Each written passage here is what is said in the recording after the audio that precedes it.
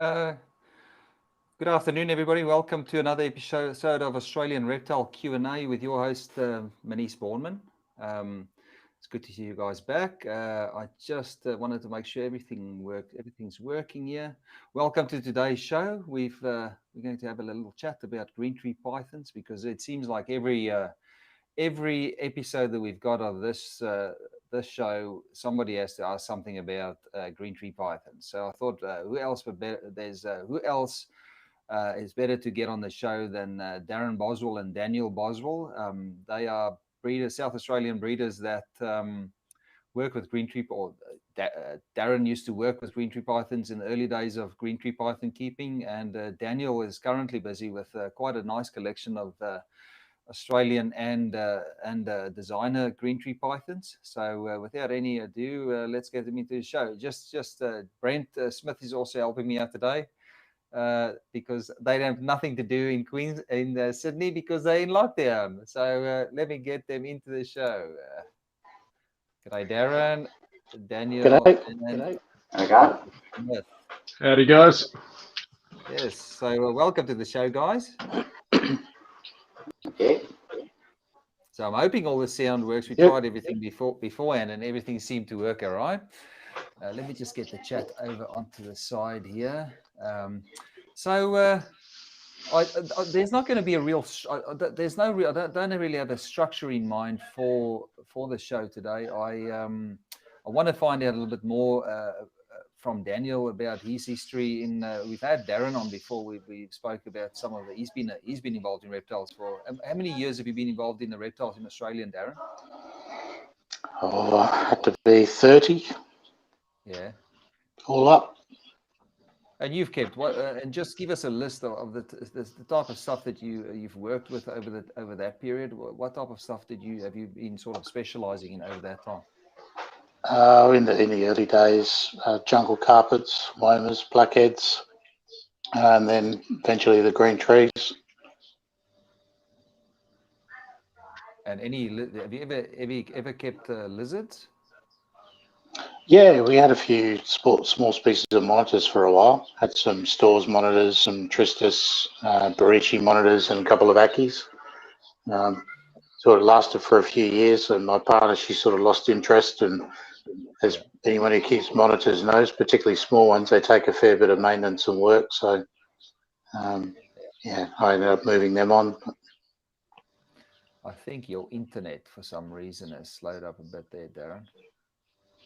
Because The picture's frozen, I think, but the audio's okay. Yeah, Daniel's. What I think your dad must have the older phone between the two of you. Yeah, no doubt. Yeah, it's a S8 Samsung. No, that's all right. Okay, so so Daniel, give us a little bit of a background on how did you start with? I said something to you before, and I'm assuming it started with you caught the bug from your dad when you were a kid. But give us a little bit of background about yourself, mate. Yeah, I guess growing up, Dad always having reptiles, snakes, always had a big appreciation for them. As a kid, I wouldn't say I was, over the moon with them, but I always appreciated looking at them. And then it wasn't until my early 20s I started to think, wouldn't mind getting into keeping a snake. Yeah. So my first one was from a local pet store, and it was a wild type Darwin. Yeah. And then from there, went into keeping womas, some blackheads. That's where it all began. But I always wanted to keep green tree pythons, and obviously started from when Dad had them. And while keeping those reptiles, I was always researching green trees, and it was always what I wanted to work towards. And yeah. That's right. And so you only keeping green tree pythons at the moment? At the moment, yeah. I made the decision a few years ago, didn't he, to let everything else go and just concentrate on the greens? Because I went through a divorce and I had to move all my animals on. Yeah. So I had a couple of years where I wasn't keeping, and then I got back into it. picked up some albino Darwins from Southern Cross, some more blackheads, some more wormers, and after a year or so, I was really ready to look into getting a green tree, and Michael Cermak had a female up on his Facebook page, The Green Effect. It was a 15-month female, and I reached out to him, had a bit of a chat, and acquired that animal, and that was my first green tree. And yeah, I ended up moving all of my carpets and blackheads and wormers on, and I've just grown the green tree collection.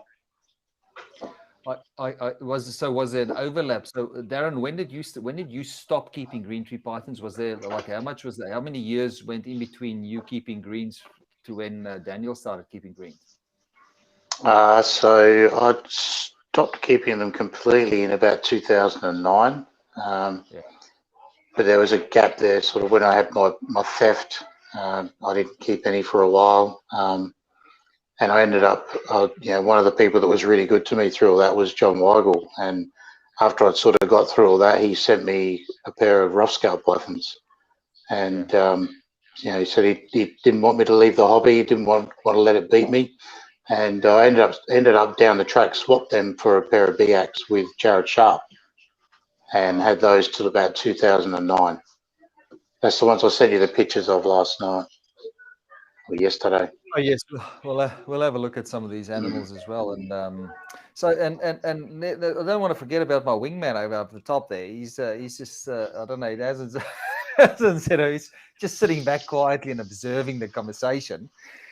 Brent, you're not new to green tree pythons either. Give us a little bit of a rundown there. What are you playing with?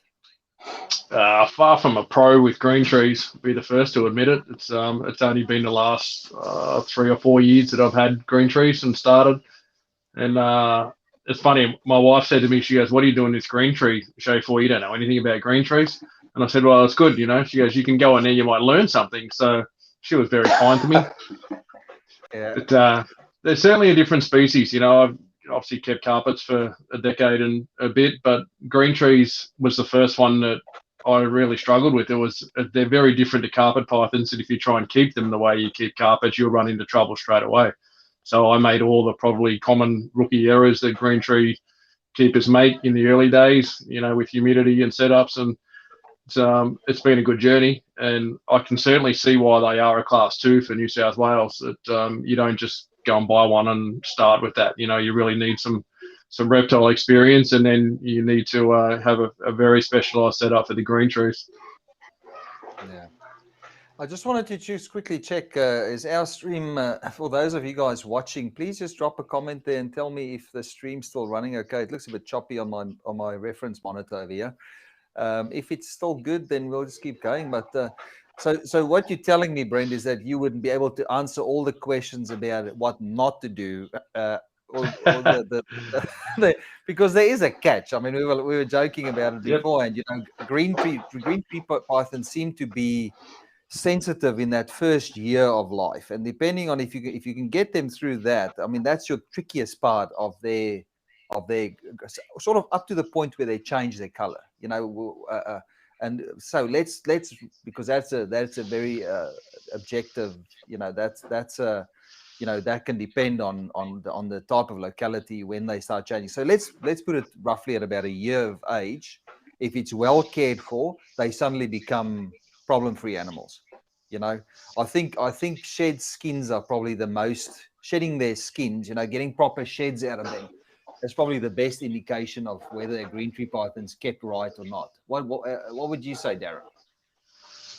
Yeah, it's not just ambient humidity; it's hydration. Hydration is the key, for sure. And so I mean, I personally think that like if you can get them past that early age, they become bulletproof. Any input, Daniel? What do you think about that?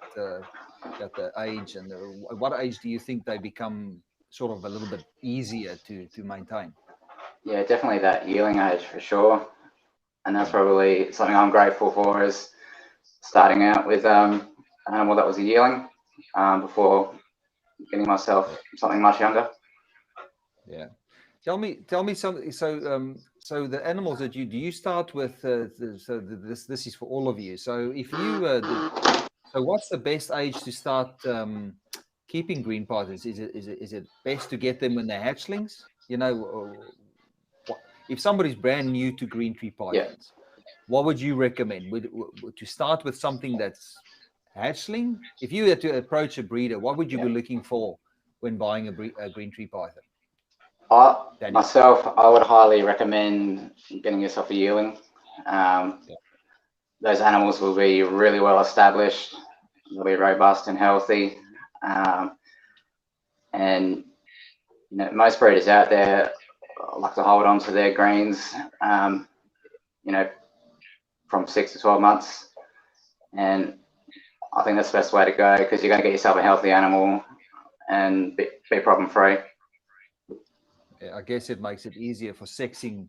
So, I mean, things have changed though. I mean, if we can, I think let's go back to, if you guys don't mind, let's just jump back and go back to the early days of green tree pythons, because they used to be a very controversial animal. You know, they seem to be very common these days, and you know, the price has really made them, you know, available to anybody that's sort of above your newbie. You know, like anybody can, let's just put it this way, anybody can buy a green tree python now. It used to be the elite. It was sort of the elite animal for people that had like $10,000 to throw around, you know, to spare 10K to throw around into an animal. And over the last few years, the green tree python breeders really made an effort to breed all the animals that were originally smuggled in. Because let's face it, you know, a lot of the lines that are available now, except by the Australian native green, you know, majority of them were introduced into the country in the early days. Darren, you there was give us a bit of a historical overview of green tree pythons. I mean, you were involved with it in the early days. You know, there's horror stories of parks breaking people's doors down to what are they, to seize animals and stuff like that. Do you want to just give us a quick historical overview of the greens in the early days in the hobby, please? Yeah, initially there was Joe Brettle had when he had his Parker Cardwell that Robbie went to run. They bred some, and Joe spread them around and gave them to different people. There was no money change hands in them days. Some went to Graham Gow. There was a fellow called Bob Buckley. I think Bob Withy got some. There was a core group that all sort of knew each other, old timers who had these animals, and at some stage those animals' origins had some sort of cloud over them, and a lot of those were seized, and it was literally parts of wildlife with police knocking on doors, seizing animals. And there was a lot of resultant court action came out of that, and some of those people got their animals back, and when they did, they were actually different animals, and in a couple of cases they were even different locality animals to the ones that got seized. So that was a very controversial time. And then if you skip forward another 10, 15 years, when I bought mine in 2003, again, it was very, everybody who did buy them was concerned that sort of thing could repeat itself. And, you know, Bob Withy had seen my animals and he said, yeah, they're not snakes, but they're not Australian, Darren. And it sort of got me a bit on edge. And but you know, it's just amazing how far it's come now that, you know, we can even advertise them as whatever locality they are, and they're so well established now. The horse is well and truly bolted, obviously, in that regards. But yeah, mine were very small, probably around 5 or 6 grams, and certainly, you know, a good 6 months of nursing them through and feeding them hydrated prey, making sure they're drinking. And as hatchlings, it's almost impossible to tell when they are opaque. It's a very fast cycle, and you often see the shed there in the morning, and you didn't even realise the animal was in shed. So hydration was key. Why do you think people ended up with the wrong? So I got stuck right at the start of the conversation. Why did people end up getting snakes back that weren't the same? Is it just because they look so similar and because parks don't really know the difference? They probably just chucked them all together. Yeah, they probably did. I know a lot of the animals were held at Taronga Zoo, and whatever happened behind the scenes there at Taronga Zoo, not sure. But, you know, as you said, they were big money then, and wherever there's big money involved, people will do whatever.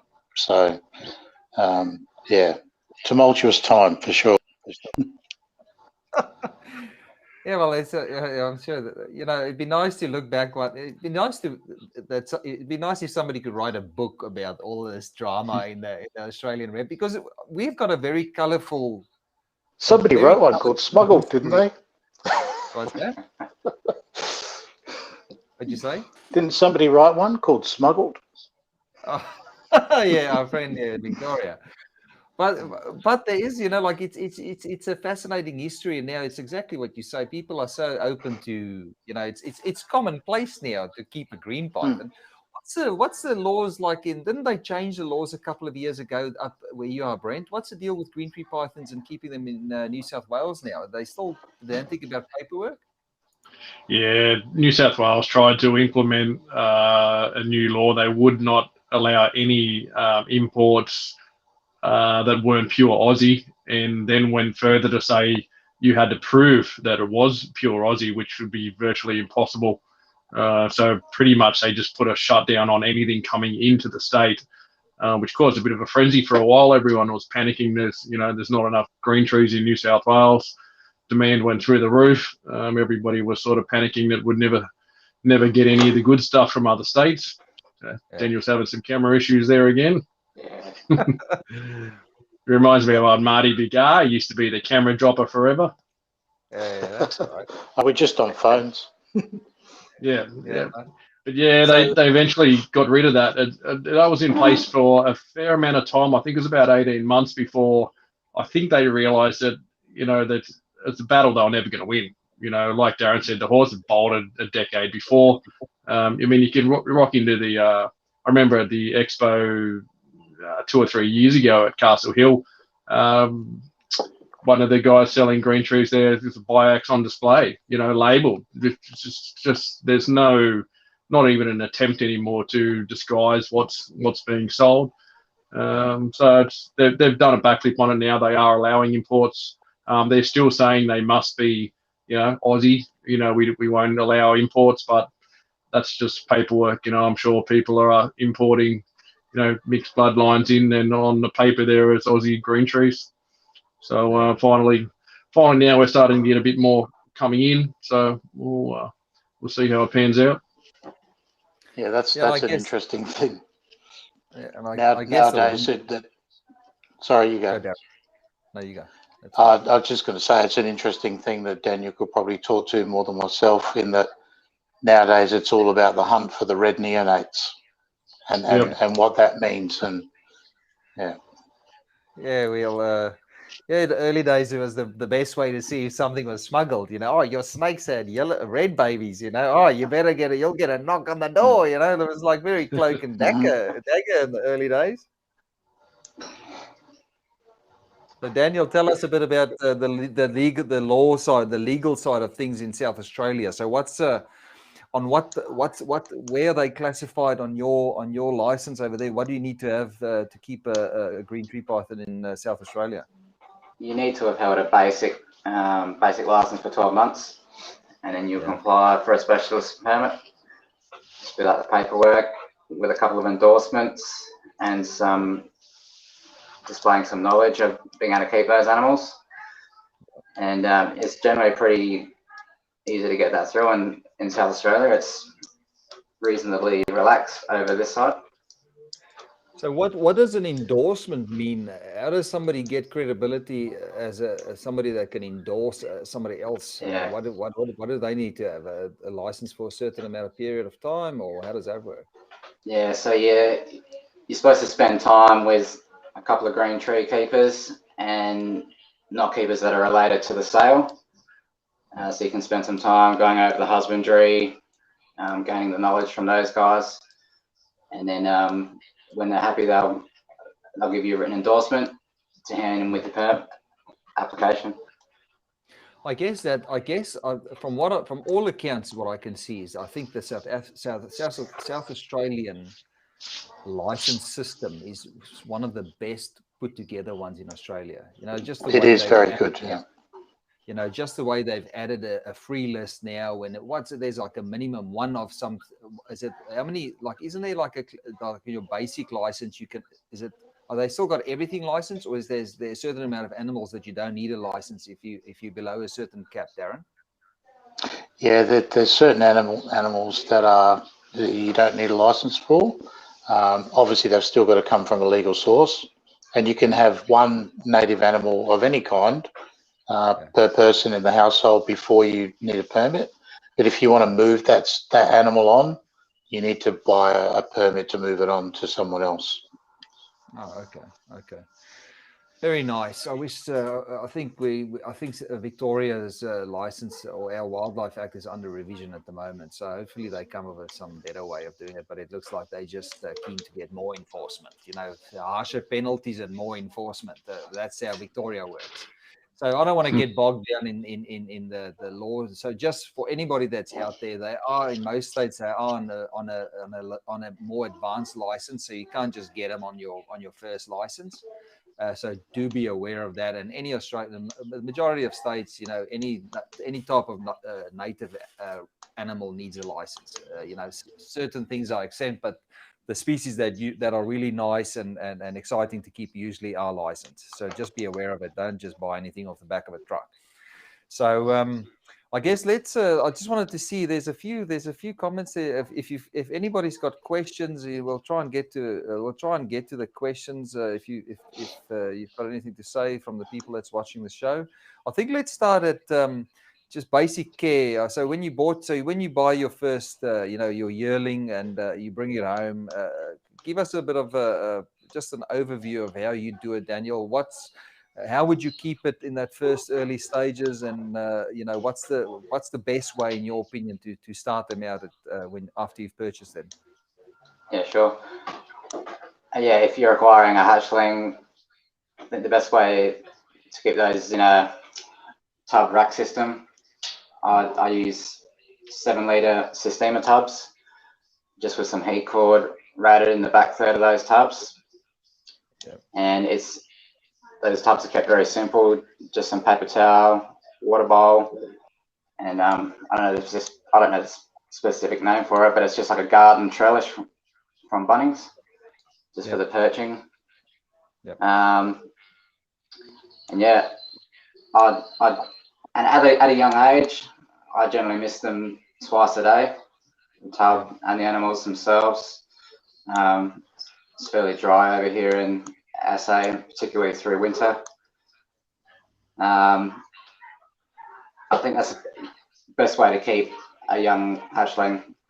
It's probably nothing worse when you see someone buy a hatchling and they chuck it in an exoterra, a glass terrarium with the screen top, and all that humidity and heat just escapes through the top, and they go through shedding issues, and health problems arise. And you see it quite often on Facebook. Just bought a new snake and it's not eating, it's not shedding. Don't know what's wrong. I guess that's a temptation with them, though, because they do display so well that people think that they can stick them into a cage right from the word go. I mean, I did it as well in the early days when I kept greens. The biggest trap to step into is one of these exoterra terrariums, because they just look. How can it not maintain the humidity inside? They display well. You bring them home, you put them in there. They last for a while, and then you start seeing the shedding issues, and they go off their food and stuff like that. And I do agree with you. I think, Brent, you kept them as well on those little. You like those? What are those trails? What are those little things? Those orange, those green. Is it fencing? What do they call? What do they call that's that? what I was talking about. It's just plastic trellis. Yeah, plastic trellis. Yeah. So just don't mind me. me. Stick to walls for plants to climb up. If I look distracted, I'm just going through your photos here because everything's nice and handy there on your Facebook page. So don't mind me. You guys just talk. and then I'll come up with the pictures to sort of show people what we're talking about. So that green mesh seems to work well with most carpet pythons. So how do you feel about I've seen a lot of, I used to keep them over water as well, you know, like in a tub with a little short layer, a shallow layer of water. A lot of guys did that 10 years ago, you know, and I think there's still a lot of chondro keepers that keep them in like polycarbonate tubs inside racks, and then they've got a layer of water in the bottom. Just to keep the humidity up. I don't know if they do that all the way through to adult size, but I think it's a handy way. My biggest thing was always you worry that they're going to drink that water where they're defecating. You know, that's, I think, the biggest issue there. So paper towel on the base. Brent, how did you keep yours when you got them originally? I did the perfect exact mistake everyone does of the little Exoterra houses that look beautiful. Mesh top, and it's just I should have known better from the start, but worked it out fairly quickly. Luckily, it's what most people do, and it's when you go to buy stuff in pet shops or buy stuff online, that's pretty much all that's available. And there's so much stuff that's just fish tanks that should be used just for fish. They're definitely not for reptiles. And so many people send me pictures of setups, and I just go, it's a fish bowl, throw it in the bin, you know, start again. It's that open mesh top allows all the heat to escape, allows all your humidity to escape. There is no possible way to have them set up and working effectively. And I found that out within the first shed, and when this is a nightmare, and they're not an animal as a hatchie. You want to be sitting in your bathroom underwater and, you know, with gloves on, trying to peel shed off. They're just something that shouldn't be handled excessively at such a young age. So I think I sent you a picture yesterday of those little Exoterra houses. I got some Perspex sheeting cut out to suit the very top, and got a hole cut for the heat lamp to go through. And it was the most instant effective change. Just straight away, the next shed came off in perfect one piece. Obviously, even looking at the temp side of it, looking at how hard the thermometer was working, you know, it's sitting at 70% on mesh. Put the Perspex top on, it dropped down to 20%. So it's instantly, you know, you can just feel the air in there changed straight away. So I think those setups can be used if you've got to seal that top though. You know, you can't have everything escaping out the top. I guess the problem is with those mesh lids is that the heating devices sitting on top of that mesh lid also works over, you know, it runs way too hot because the heat just goes everywhere. So as soon as the first problem is that there's not enough humidity in the cage, and the second problem is that if you're using, I used to use ceramic heat emitters, and because the heat just escapes everywhere, the thermostat struggles to keep the temperature where it's supposed to be, so that it's running at 60 or 70 degrees Celsius. The ceramic heat it basically bakes out the humidity out of the air around it. And I think that's what caused it. I did exactly the same. I also got that core flute. It's like a plastic core flute that they use to print signs on, and I cut that the same size and stuck that into those mesh lids. And it's like you said, Brent, it solves the problem straight away. You know, it'll take a couple of weeks, but it fixes that humidity loss. Daniel, what were you saying? I interrupted you. Oh, sorry. I was just saying there's definitely experienced keepers out there that can mod those Exoterra as well and make them work. Yeah, I've definitely seen it done successfully, but someone new coming into it, I would highly recommend just a simple tub rack setup. Yeah, the thing with the Exoterras is, you know, somebody who's new to the reptile keeping game, it's their first snake, they see that and they expect it to work off the shelf. As Daniel said, with some modifications, they can be fantastic. So do a foam background on the sides and the back. That fixes your insulation issues because you lose so much heat through glass. It also makes the snake feel more secure because it's closed in on three sides. And as Brent was saying, do something with the top that stops your humidity and your heat going straight out the top, and they can be a great cage. If you look at Luke Van Netheim on Beach of Scotty Beast, look at what he does with Exoterras, you know. Really, really good, but off the shelf, a bit problematic for some reptiles. That's all. it's all about just airflow, I think, you know, but understanding the thermodynamics in reptile cages takes time and experience, you know. So if you're a newbie and you're new to the whole green tree python thing, you don't have that foundation of experience that you need to get to sort the cage out to where it needs to be. You know, if you've got a bit of idea, then you can, if you've got an idea of how to keep reptiles and understand the basics, then you can keep a green. And when as soon as you see the issues, you can adapt to that and make it and fix the problem. A lot of people don't have that background knowledge to fix the issue when it happens. And that, you know, it could take the difference between a healthy green tree python and a sick green python could be 2 weeks, you know.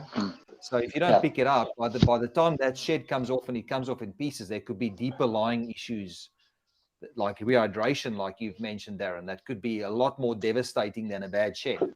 So I just brought this photo up here of your hatchling tub, Daniel. I'll just let you talk us through, and I'll point to the things there. So this, you mentioned that you keep them like this in a rack system. So I'm assuming that's just a basic melamine rack. Yeah, and you've exactly. got these, how big are those Sistema tubs that you've got there? Those are 7 litre, and they're perfect size for hatchling. And you've just got the little green mesh thing. Does that go the whole length of the Yeah, tub? that goes the whole length of the tub. Yeah. And then you've got that way they can choose their perching temperature.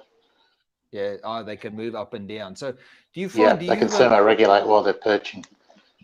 So how many strips of heat cable would you be running through the back of? I'm assuming your heat cable runs through the back of that rack. Yeah. And how many strands of heat cable do you run in through the back? And at what temperature what's the temperature variation from the front to the back of that tub?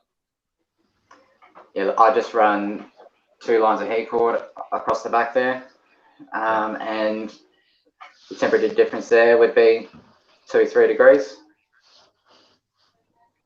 Yeah, and you've just got holes in the front of the tubs, or have you got holes everywhere through the? Do you just keep the holes in the front of the tubs or in the back of the tubs as well? Those ones there, I've got a few across the front and some across the sides, and I don't have any across the back.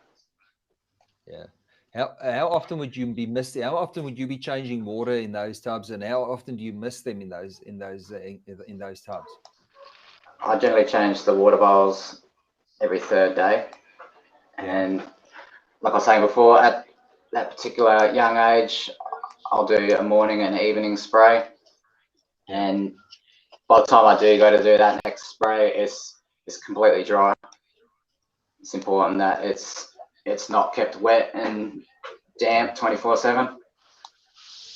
Do you spray direct? Like, because there's a lot of debate these days about hosing your animals down, spraying directly on them or on the sides. I remember seeing little green tree pythons love to drink the water droplets off the sides of tubs and off their bodies, and it's not so much, I think, in my opinion, the water bowl is a good thing to have in there if they wanted to drink water. But I think the water bowl in there really just helps with that overall ambient humidity in the tub. I think a lot of the drinking happens off their bodies, and they're just adapted to that, drinking it off leaves in the wild and stuff like that. So it's important to, I think, the spraying down at least once a day, or I try to spray them down once a day to facilitate that drinking behavior. And they don't just drink. You need to give them a good go before they go, oh, okay, it's drinking time, and they'll start drinking. How do you manage your greens when they were younger, Brent? What did you spray them? How did you handle the humidity in the cages? Yeah, just a spray bottle, and there certainly is a lot of debate. Some people say they don't need as much spraying as what people give them. I know Andy Shaggy Sinclair said to me, a lot of his adults he rarely sprays at all. He almost treats them like a carpet that maybe going into shed they might get a bit of a spray, but it's, as it's hydration from the inside, not from the outside. It's the bigger problem with the shedding. So really is the spraying doing anything other than just bumping the humidity up externally in the setup. But saying that, I've got the setup now with the water in the big setup, and it sprays 3 times a day, which is probably excessive, 10 or 15 second spray, but It's if anything, it's nice. It's nice to watch. You know, sitting in the lounge room and watching fog and spraying things. It certainly looks the right environment for them. Darren, is there any other ways that you can improve their hydration? Have you got any thoughts? Like, I know guys inject that.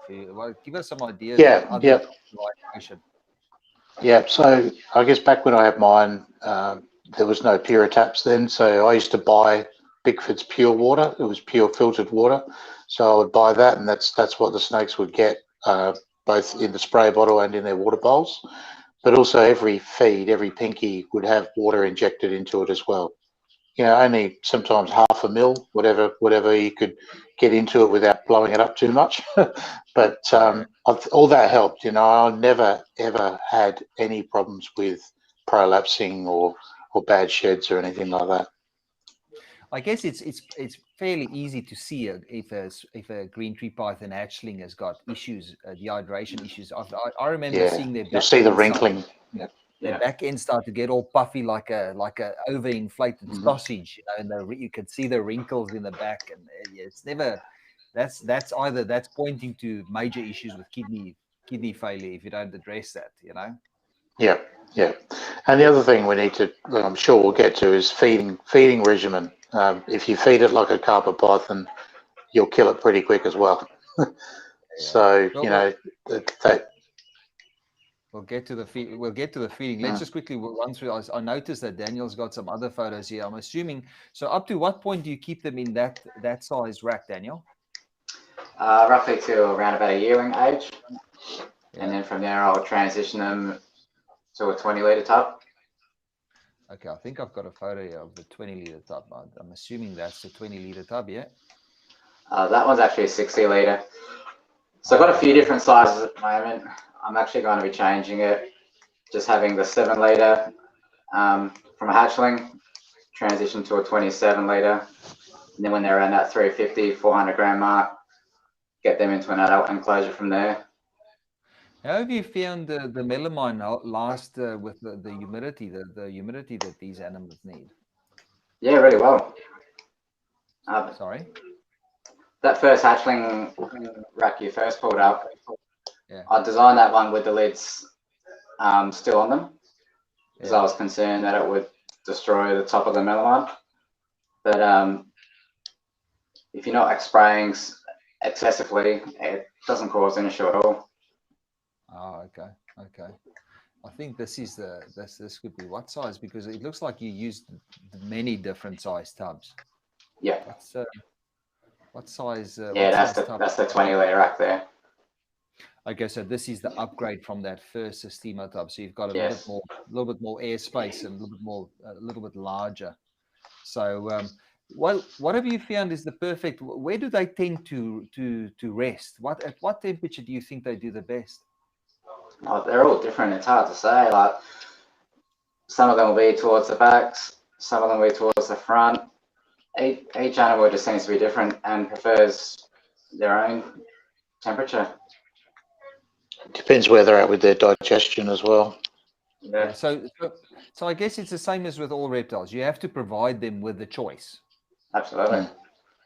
Yeah. I think that a lot of people don't understand that concept of, especially young keepers. You know, there's the whole concept about a hot spot. You know, it's not just about a hot spot that's baking. You know, like that's as hot as hell. You know, there needs to be a gradient towards that hot spot, because they don't necessarily want to sit at a 40-degree and then move over to a 16-degree area in the cage. It needs to be a gentle, and I guess it's harder to do that with animals that are arboreal, you know, because they don't really make contact with a surface that gives you that gentle tapering towards a higher and a lower temperature.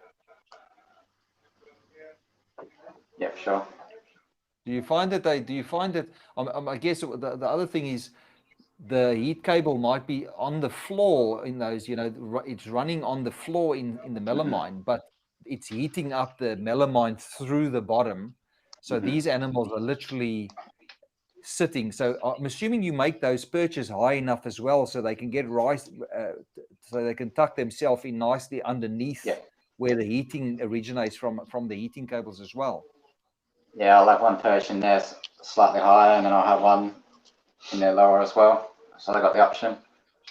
Yeah, so they move lengthwise across from the back to the front, and then along the perch would be stretched along the thermal gradient inside the rack as well.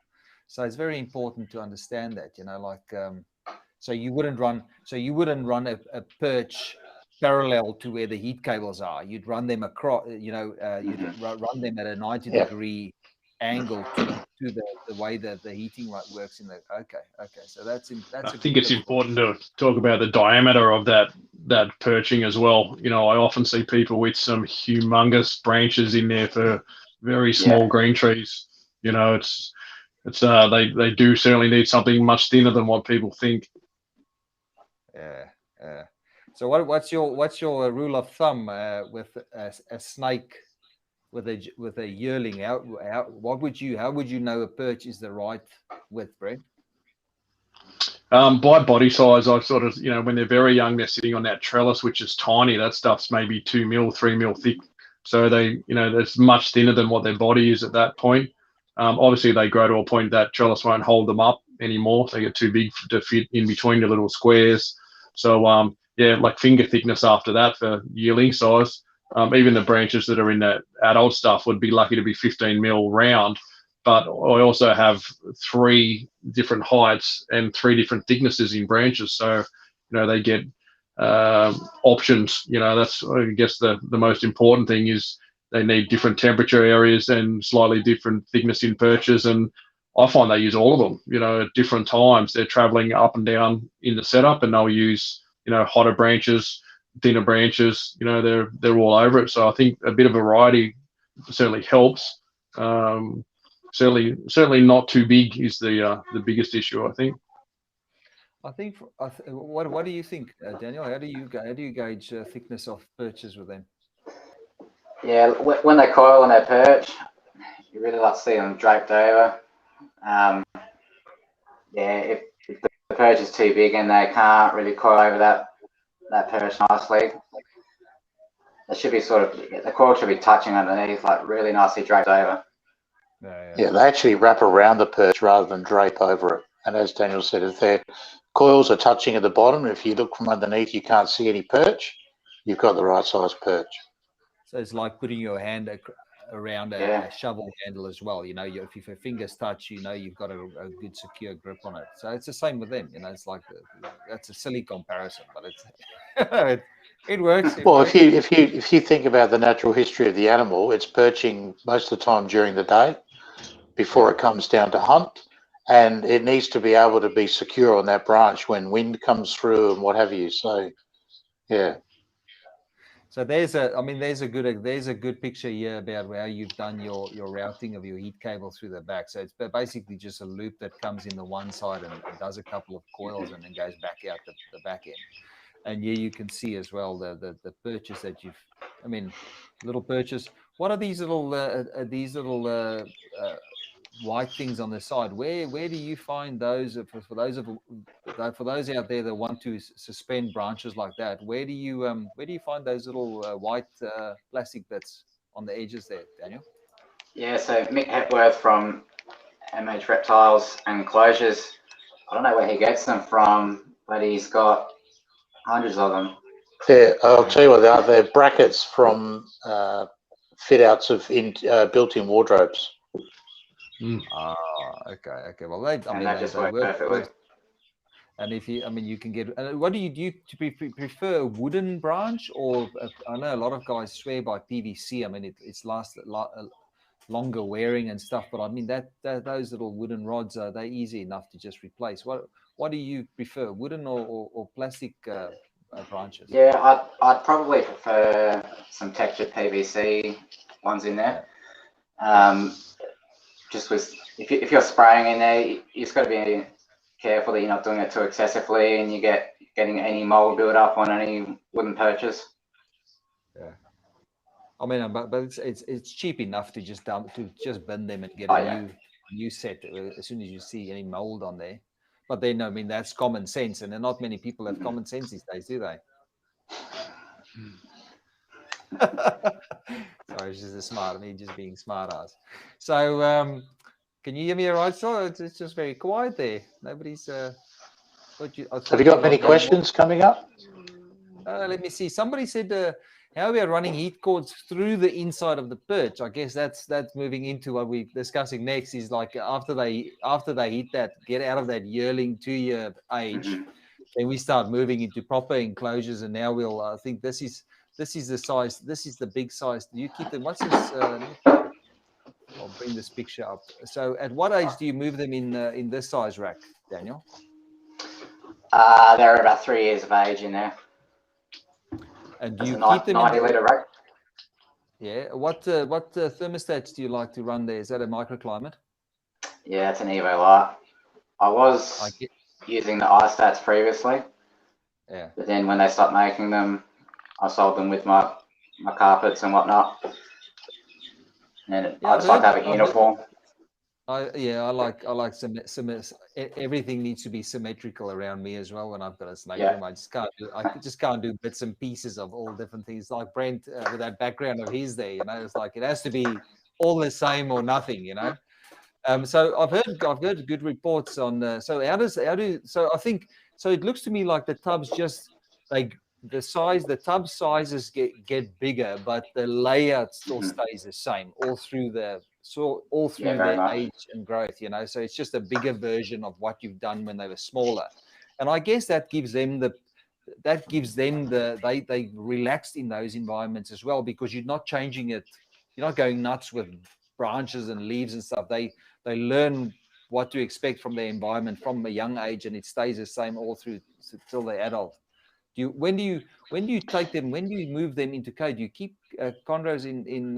Sorry, I still refer to them as chondros. So I hope nobody. So do I. It's all right. Just sounds so much better than what they're called now. I don't fall into the mainstream and that type of stuff, So when do you ever move them into display cages, or do you prefer the plastic? Yeah, I do. I've got a couple 4-foot enclosures made up, but I'm just in the process of getting a wall of 900 by 600 by 600 enclosures made up, and in the future I won't be using that large rack that you just showed there, just from a 27 ladder rack. When they're around about 350-400 grams, I'll get them straight to an enclosure. Yeah, I mean that is the ideal snake for display purposes. They are. I mean, you could just stare at them the whole day, and it's like watching a fish tank. Nothing happens really in there, but they just look so pretty when there's other green things around them. Just I don't know if you want to go back to that question about running heat through a perch. I guess the dynamics of that is such that the animal wants to perch, but if we're forcing it to perch on a perch which has a heat cable through it, then there's more than double the onus on you to make sure that that's running at the right temperature. So I wouldn't think that would be a good way to go. Manage your range of temperatures in your tub from front to back, and let the animal choose where it wants to go. Yeah, and I guess we'll have a look at this display here and let you run us through this as well, because that's a really good basic setup that you've got there. So talk us through that cage. What type of heating have you got there? I see you've got the probe there. Why do you keep the probe where you keep the probe? Just give us a general rundown of your cage setup there, please, Daniel. Yeah, no worries. So the heating I've opted for with these guys is the heat panels. They're Helix heat panels, and generally with heat panels, you want the probe sitting right next to the basking area.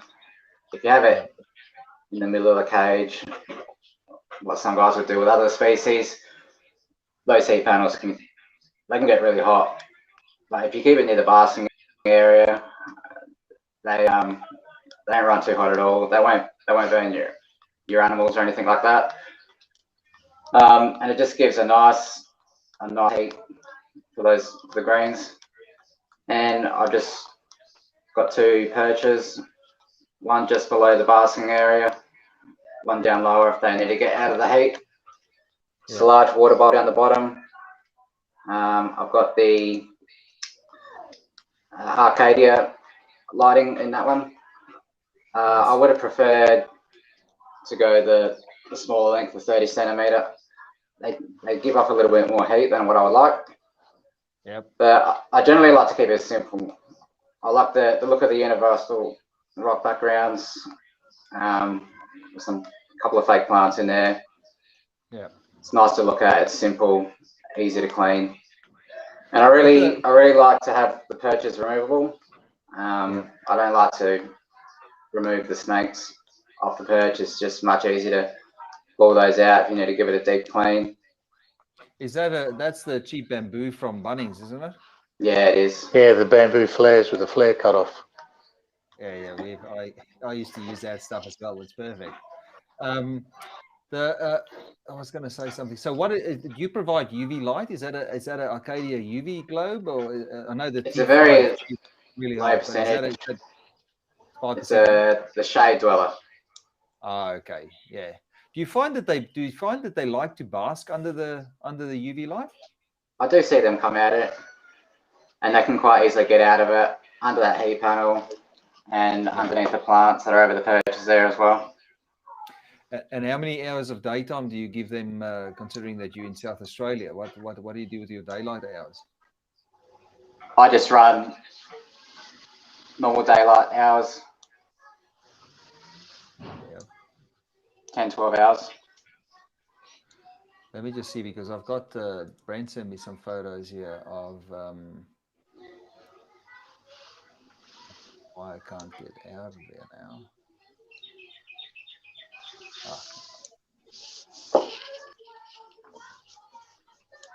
That's right. There we go. For some reason, some of the stuff didn't update on that screen. I just want to switch profiles here and just go to my other profile. Brent may send me some photos. So, Brent, give us just a rundown. So, you used to keep them in the Exotheras. We've already discussed the drama. And then last year we started chatting. Was it last year that we started putting our heads together to come up with an idea on how to build a cage for adult green tree pythons? What did you? How did you set up your cage? Let me just pull up these pictures. I just you talk. I just want to find the photos. Yeah, obviously at some point they outgrow those smaller things. Everything needs to get into an adult setup, at some point. And my biggest concern was something that's obviously going to handle the humidity. If you're going to have something that's got water and foggers and things in it with a constant high humidity, your average melamine stuff's going to fall apart. That stuff is it's like a PVC type melamine. That's, I wouldn't say waterproof, very water resistant. And with 3-sided background, and sides, all as one piece that slides in there. It's anything that sprays in there basically hits that and runs to the bottom anyway. And we came up with that idea between us that you could have a drainage system built into it. That I've actually got a stainless steel plate in the bottom of that setup. I probably should have sent you some pictures of that. It's basically a pressed bit of stainless steel with a drain hole in it. That if it gets too excessive in the water there, it actually runs out a bit of 5/8 heater hose down into a bucket underneath. So the water's basically not getting trapped and sitting, to damage the enclosure, but you don't just constantly have that wet feel. There's no point having your substrate sitting on the floor wet all the time. It's not healthy.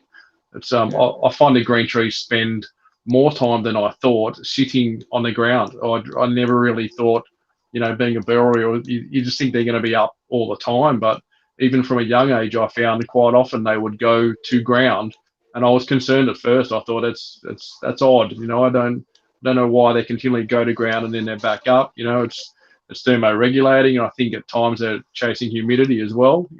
I've got that critter crumble stuff on the floor, mixed in with some other stuff, and I guess if they want to get down and nestle into that, they can find humidity down in there when they need to.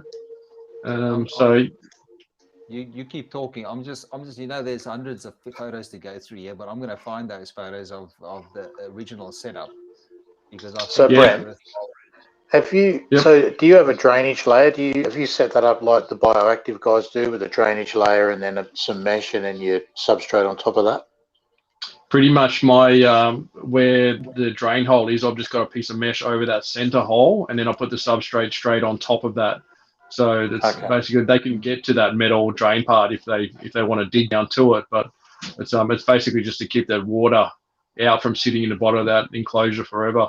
So, and I still run a water bowl above that, so it sits up on top of all of that. So it's still access to a normal water bowl, but yeah, it's just that issue I thought of. If you're going to have water sprayers, water sitting in the bottom of anything PVC or melamine, even that PVC I've got is already showing signs of wear at the front.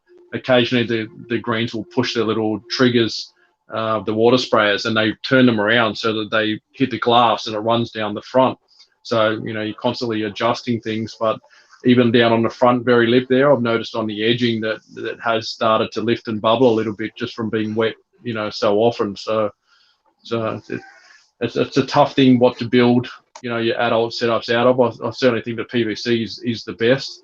It'd be nice to have something all glass, but we know glass is the most ineffective, for heat wise out of anything. So it's as much as it looks pretty, it needs to be made to suit the animal, not to, what makes us feel nice looking at them. Yep. Yeah. So, and what do you use for heating? I mean, that's you've got a lot of heating happening as well. Your thermostat as well that you're using, and your overall your spraying. I think it's a really well put together system you've got there. Yeah, we talked a lot about that heating, trying to get that setup of options for heating and getting that gentle sort of heat in different areas without, on a tall setup, you just don't want to be frying things to try and get heat right through the setup. So we came up with, we actually run 4 heat lamps at the top of that setup. What's the name of the lamps that we use? That they're not a ceramic heater. It's the EcoTech Radiant. The EcoTech Radiant, similar to Spiral Pro. Radiant, I don't know. You can see them light up. Like you can actually see when they temp. You see the orange glow inside them pumping out the heat. EcoTech Spiral Pro. They're different feeling of heat. They feel under your hand. They feel different to what a ceramic heater output wise. And we basically set up so that there's 2. I think we use 275 watts at the front and 250 watts at the back. So it basically gives you a variance front to back as well. So they again, it's choice. If they want to be closer to heat, they can go to the branch, under the 75s. If not, they can go back to the 50s. So I found that most effective. The wavelength of heat that they put out is, they call them deep heat emitters, I think is what they call them, and it's supposed to be as close as possible to the way the sun warms things up. So it actually warms their body, not just their skin. Yeah. It definitely feels different, and you can notice it on the thermostat when it kicks in and it's on pulsing. So you'll see the thing, glow for a little while and then back off. You put your hand under it. It's such a gentle heat. It's not, like when a ceramic emitter, when that thing lights up, it really throws out some burning hot air off the thing, where these things is just, that radiant heat is very, very different feel to it. So it seems effective, and it's worked very well so far. And I've got to say that thing's been running for 18 months now and problem free. There's been no issues at all with the setup with that heating in it. So do you have like a false top with these globes in it, or are they individually caged? How do you stop the animals getting near them?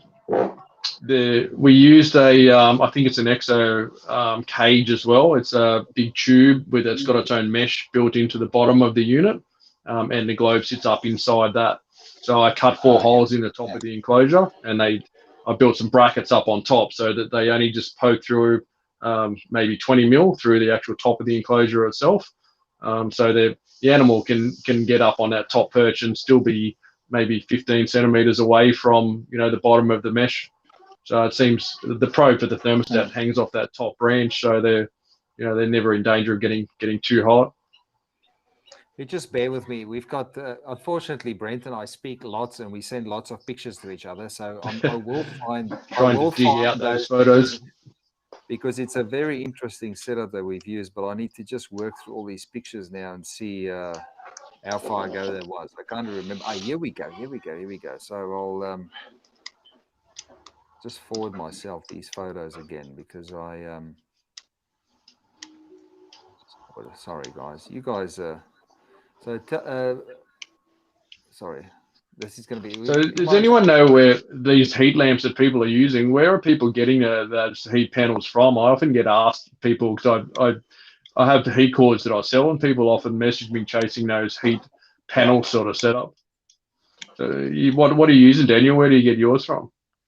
My first couple I originally got from website Exotic Planet, and he brought in Helix heat panels, but no longer able to get those anymore. I believe that Habitat are about to ramp up production on their panels again, so hopefully not too far off we see those becoming available again. Yep. Yeah, they seem effective. I mean, it's just that different style of heating, I guess. You know, it's a bit more widespread sort of heat, and sometimes I think the ceramic heaters tend to be very concentrated in one spot. So it's hard to get, especially when you're talking about an adult. You need like a wider spread area of heat rather than a very focused area. Much like the way with laces, it's a very common problem of people using one heat lamp on an adult and getting burns on the back of on monitors. It's a very common problem, and the same issue. You know, if you've got 3 or 4 heat lamps spread out down the length of the body of the animal, it gives them a far even and more gentle heat and low risk of burn. I guess you've got the same problem with green trees that you don't. Those heat panels seem to be more effective for creating a wider area of heat that they can be comfortable in. Yeah. I've got those photos. I'm just forwarding them all. Sorry, guys, this is very unprofessional of mine to do this. But I just wanted to make sure that we cover everything that needs to be covered. Here we go. Yeah, we've got some nice photos here. What about the fogger setup? Like I use that XO fogger system. Do you guys use anything for the fog? You know, I've got to say honestly, mine's it certainly creates some humidity in the air. Looks pretty. That's really the only reason I put it in there. It looks beautiful to see the thing pump and fill the thing with fog, and looks fantastic. Lasts for 30 seconds and it's gone. But I'm not sure how effective they are for creating humidity that's long lasting. Certainly not going to change the animal's internals for humidity by anything, but yeah, there's a little vid from the stream of fog that it pumps on through. So you guys using anything at all with fog? No, I'm not. I'm just using the spray bottle. Yep. Give it a good mist.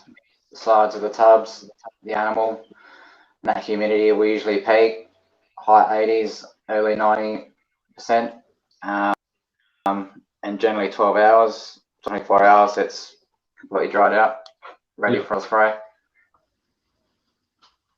Yeah, there's certainly. I mean, there's some fancy stuff if you want to go crazy and build some wild setups. There certainly plenty of companies make things that a spray bottle can certainly do the job of most of it. It's a lot of that setup I've got is it's the automation factor that it just happens. Like there's a timer system set up on the sprayer that you can program it to however many times a day and for how long you want those to spray.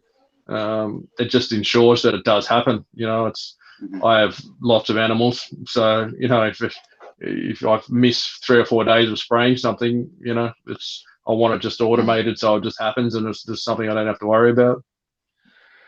So I came through as usual. Hang on, and I had to look through a lot of photos on that. You went deep. You went deep. That's that would have been about 3,000 photos ago, I reckon, from a couple of years back.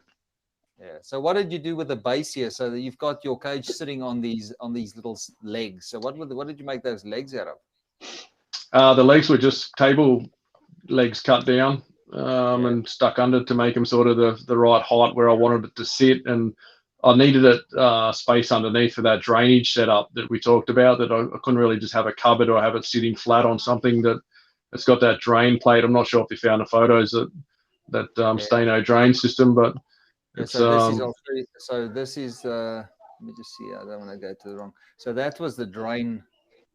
that you installed.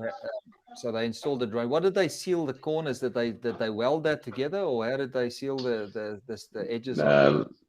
That plate just lifts straight up and out, so it's got a slight taper, or it's got a fold, so it's hard to see there, but it's got a fold right down to that center hole, so anything that lands on it runs down into that pipe, so that right in the center of that there's a little tube that pokes through the bottom.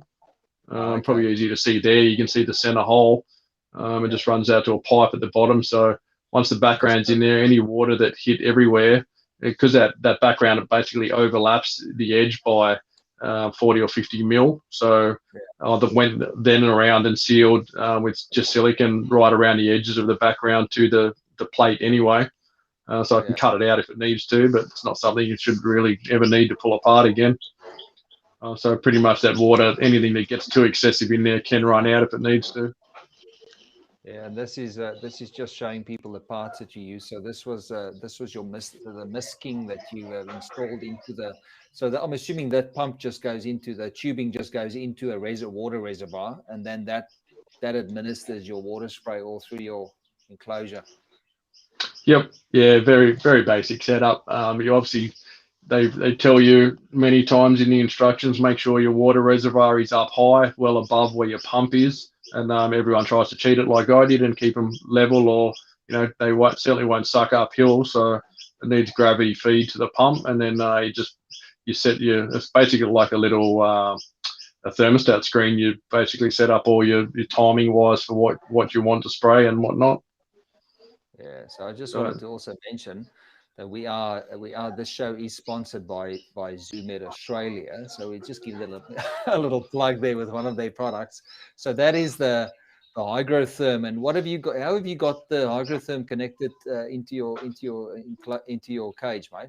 So hygrotherm can handle water, humidity, and temperature, but you've connected it can. Yeah, it can do it all. I still use a thermostat for the heating separate to that setup. I've got an iStat set up on there that runs the heat lamps separately to that.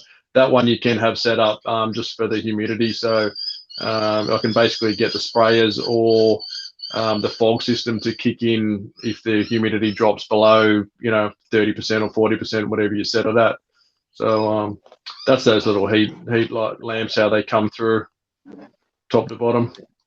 So you've installed that. So you've got so the roof is recessed, so you can see, so you can't see any of the dome sitting on top. So if you're facing the cage, you can't see all of this going on at the top. Now those are just I think Tim down in South Australia sells those hoods, those light dome things that you've got up at the top there. And just inside ERS ones. Just inside them, you've got the Spiral Pro. So this is the thing that heats them up nicely, and it's a nice gentle heat when you've got them connected to a dimming thermostat. I mean, you have to, dimming thermostat all the way. I don't like using on-off thermostats when it comes to green tree pythons. So no, that's interesting. So this is that was the basic setup for, well, not a basic setup, but I mean that's how you would do a adult green tree python. And just give us this was your early days. I mean, tell us what's going on here. Yep, that's in the exos or any of those sort of fishbowl setups that I hate so much. Cherie really wanted them displayed. They were in her bedroom at that point. She wanted them to look pretty. Having them in plastic tubs would have been far more effective. Having them, better set up for the animal, but having them on display, there's those mesh tops on that. I had little perspex panels cut out. I think there's another picture. The next picture along shows with the light section off just the perspex panel cut directly to cover that entire mesh on top, and then have the exact size hole cut out in that perspex for that heat lamp to drop in. And they were just ceramic heat emitters that I was using on that setup, and that fixed everything. So in this gap here, I'll just use my mouse here. So in this little gap on top of the hood, there's a piece of, you can't see it on those photos, but there's a little edge right there where this light domes fit in. Yeah, there was another picture I sent you. I think it showed just the perspex of the panel by itself without the light on. So it's just a big square, basically, tailor made to fit right on top of there and seal it all in. I didn't get all the photos. I tried to, but under the pressure that I was feeling then, I tried to perform as well as I could, So sorry about that. Okay, so we moved them into the big cages. Now let's quickly we touch on some food. We've gone for it's been an hour, so I just wanted to let me just say again, thank you. I just wanted to say thank ZoomEd Australia for supporting our show. Without them, we couldn't be doing these shows on a regular basis. And yeah, check them out if there's anything, especially those hygro stats that we use. I think it's called the hygro stat. Hygrotherm. Check those hygrotherms out if you need something that can control humidity and temperature on your cage. So let's touch on feeding. So what's your favorite food to throw at your hatchling green tree partners, Daniel? I start with pinky mice, very small. Yeah. And have you found them problematic to take pinkies, or is there any special techniques? I mean, I found that if it's a hatchling if the hatchling gets started really well and it's it comes out of a nice looking egg, I never found them to be too crazy hard to get going.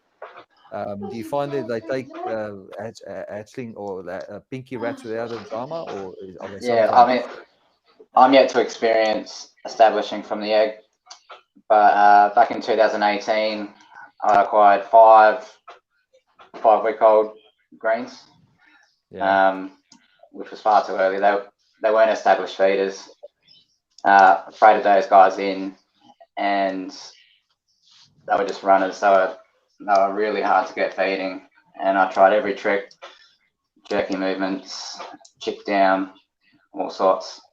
And I was just going over YouTube looking for tips, and I noticed a guy, he was feeding pinky heads. So I just sliced the heads off, frozen, thaw those out, and just pop them in their mouth, and they'll lodge in their teeth. Yeah. They can't spit them out, so they had no choice but to swallow those down. And I did that maybe 2 or 3 times, and something just switched, and they were bang, straight on the feed week after week. There's definitely lots of little tricks. It's just comes down to trying different things and finding what works for you. Yeah. Any tips from you? Can you hear me? Sorry. Yeah. Sorry. So when I had my babies in 2005, I was lucky. Out of the clutch, 2/3 of them went straight onto pinkies, but I did have a few that I used chick down, and I'd just stick a bit of chick down to the nose with the pinky, and that did the trick. It's similar with lots of species, I guess. You got to keep trying different things and switching it up, because ultimately you want to try and avoid any form of assist feeding if possible. But with some of them, it just comes down to doing that for the snake to survive. So. Yep. I do love the way that they have those smeary poos when they start going on to pinky rats, and they seem to find a way to spread that feces all over the sides of the tubs, and it's a bit messy in the early. It seems to clear up as soon as they start taking food that's got hairs on them. Eventually, Brent, any tips from you to getting them feeding, or did yours just go straight up? No, I've never bred them, so I've basically received animals that were feeding very well. So fortunate that just keep feeding. And I think, like Darren said before, it's important not to feed them like a carpet, and you can cause the animal issues power feeding it. They're really not a species that is going to take pushing 2 or 3 feeds into a week and large size feeds, and really pointless. I really don't think you're ever going to be able to pump them and breed them at 18 months old. It really seems like there's something that needs to grow slowly. Everyone I spoke to about breeding wise said, don't rush it, wait till they're 3.5, 4.5 years old before you worry about trying to, introduce males. So I was really very slow. It's probably the slowest animals I've ever grown in my life. I like to feed stuff. I like the carpets to grow, and they really respond well and grow very fast with some aggressive feeding, twice a week. But the green trees, they sort of sat on fortnightly feeds and grew very slowly. You want that food to make a lump in them so it's noticeable, but I certainly don't think they're a species you want. Occasionally in carpets, I'll feed something that's what I would say a big feed that leaves them very, a good, very big lump in them. I certainly don't like to see that with the greens. They're just not a species that seems to want to be pushed. Yeah, but Yeah, they are I had a bit of notorious. So go, Darren. I had a bit of a formula. So I would not feed more than 2 feeds between each defecation. And so for juveniles, that's more frequent. For adults, that can be 6 weeks between defecation. So no more than 2 feeds in between each one. And they're notorious for hanging on to their feces as well. It's like they just want to, they don't want to go to the toilet. It's just like they can sit with that, they hang their tails and it's hanging on the ground and you can see there's something in there and they just refuse to let it go. I mean, we've seen how many instances of prolapse and stuff, although they can still do that and not prolapse. I think the prolapsing was it's more a dehydration thing, prolapsing, than the whole I don't want to go to the toilet yet. But it's exactly what you said. You have to monitor defecation and sort of adjust your feeding to adapt to so they don't get too far behind on their defecation schedule. Are you guys seeing anything much these days in prolapse? Like for most I've seen, I've never had the pleasure of it, and from what I've heard, it's not as common as people talk about. It used to be a bit of a thing around green trees that it was an issue, but I don't know if it's different lines or the way people are keeping them, but it doesn't seem to be as big a problem these days. Yeah, Daniel can talk to that. I've experienced it once. The animals that I acquired, they were 5 weeks old. I freighted them in from Sydney. Got them home, unboxed them. They did have they looked rather dehydrated, and I set them up in their tubs. And then the next day I woke up, 3 of them had prolapsed. Oh, wow!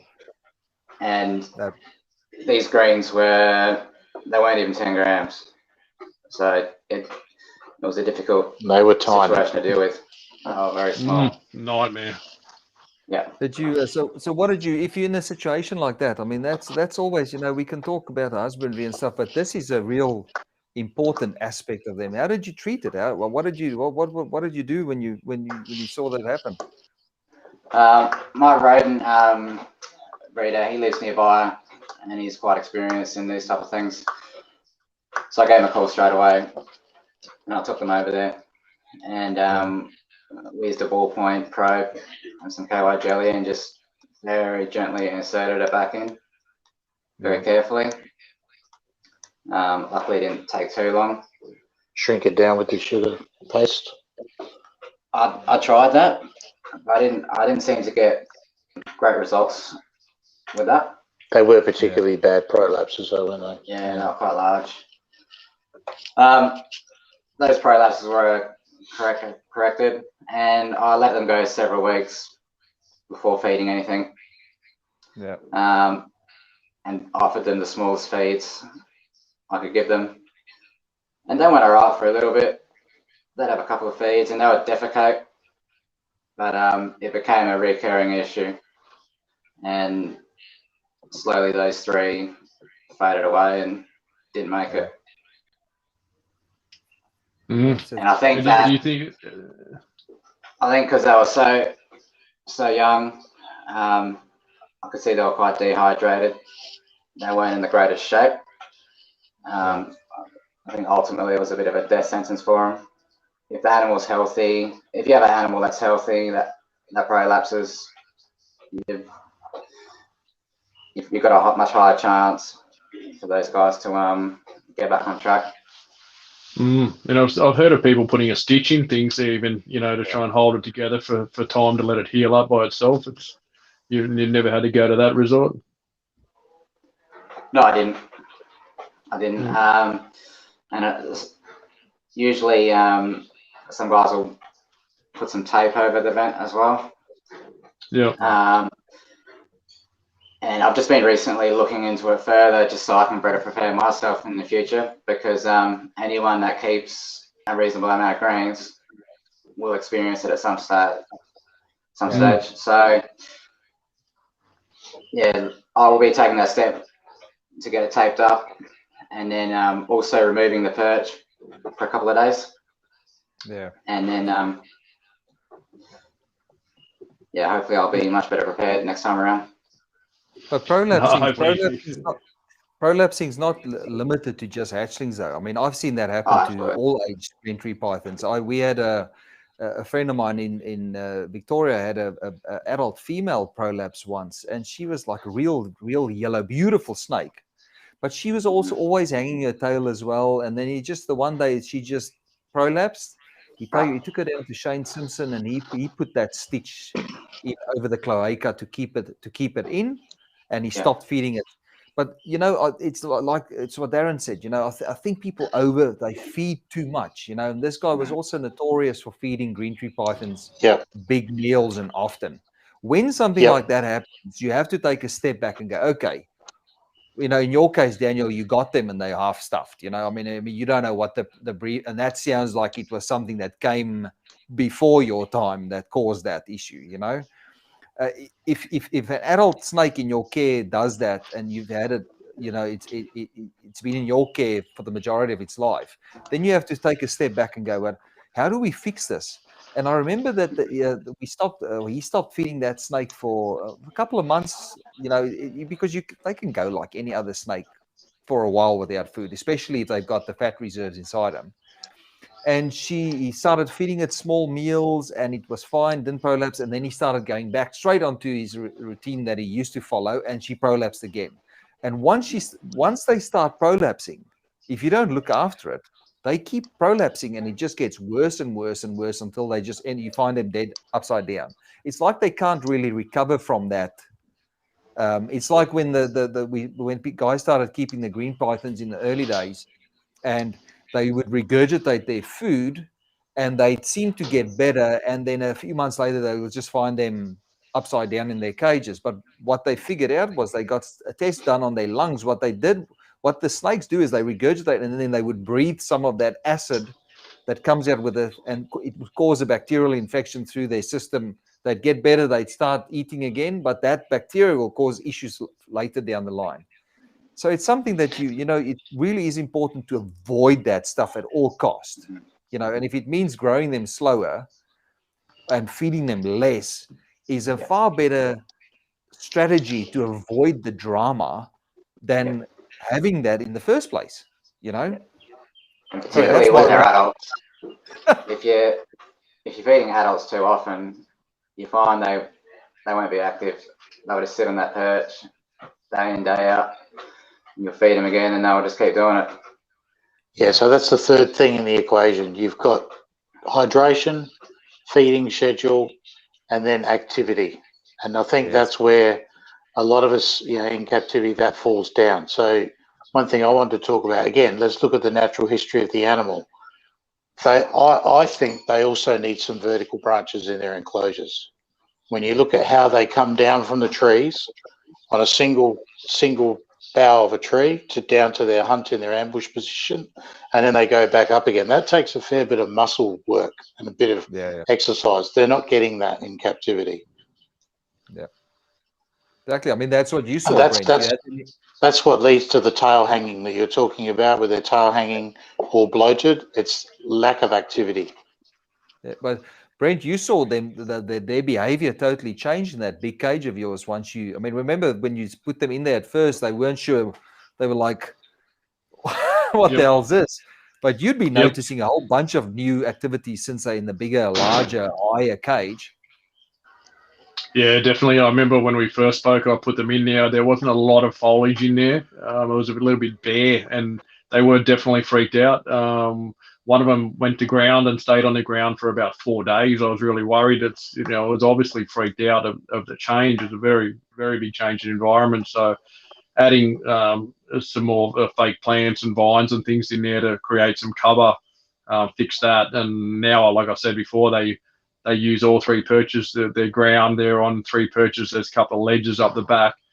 They're all over the place, which I think is that's the point, that they're happy that they can go to where they want in the cage comfortably. They can get the heat from the areas they want, and they're always on the move. It's like I think if they're just sitting in the one spot all the time in the heat, it's too cold. They want more if they're away from it, possibly too hot. But if they've got variety and they've got some things in there to stimulate movement, then it makes them a much healthier animal. Yeah. So there's the triangle. So that's something that we should get a shirt made up of, like we did last time. Get a shirt done with a triangle on it, and we could say it's heat, hydration, activity, and what was the third one? Diet. To keep a green tree python healthy. Like I could come up with a shirt like that. I can do that. But it's important, and there's so many people that you get one of them wrong, and the other two come crashing down. It's the basics of green tree python, especially green tree python, but most reptiles. Most people think that reptiles are tough and they desert living and they don't need lots of water and stuff. But those animals find the water and they find the areas they'll dig holes and be there where it's more, where the air is more hydrated. They'll find it. Yeah, they've evolved over millions of years to do that in their habitat. Yeah. So you might look at them running around in the desert, to just use a silly example like bearded dragons. People go, oh, no, they can handle dry, But in the meantime, those animals live in burrow. They go down burrows. They'll be there where they breathe the humidity. Now, our understanding of these things, what we've seen with chameleons, there's a guy that does a lot of work with chameleons in Tanzania. And what he's seen there is those chameleons would literally sit at night and they would breathe. Their lungs are adapted to breathe the thick mist that comes in at nighttime. They breathe the mist and they literally absorb some of that liquid through their gas exchange through their lungs. And that's how they stay hydrated. In the day, there's rain. They don't like the spray, but they basically drink through their breathing. And I wouldn't be surprised if green tree pythons have adapted a similar strategy to absorb, to not have to have puddles of water around. All these animals that are forest dwelling or that live in high humidity environments, they would have an ability to absorb water without drinking water. I wouldn't be surprised. I mean, I could just be making up shit now, but in my mind, that would be the perfect adaptation for animals that live in that type of environment. So I don't know how you feel about it. I'm just rambling now. Crazy, probably right. I mean, the most dangerous place for the green tree in the forest to come down to get a drink for, that's they're most vulnerable when they're down on the ground to other predators. So, them up in the treetops is the place they want to be. And that's still some place where I'd like to go is Iron Range, but I don't think I'd survive the trip. I'm too soft. I'd probably melt, the humidity. It's a harsh environment. Have you been up to Iron Range, Darren? No, we are heading up to Cairns later this year, so we'll see how far up we get. But Matt Somerville just got from a trip up there, and some of the pictures he put on Instagram, found quite a few green pythons this time, all down about a foot or so off the ground in their ambush position. And it's from seeing photos like that from these guys that are crazy enough to go. I mean, I've experienced Cairns. It's enough. I don't want to do that, So if you want to go even where it's worse, go up to, it's beautiful seeing those things, but it's good getting those inside images of where they find these animals sitting next to the road, and it gives you weight with your opinion, weight with what you're saying about them moving upwards and downwards.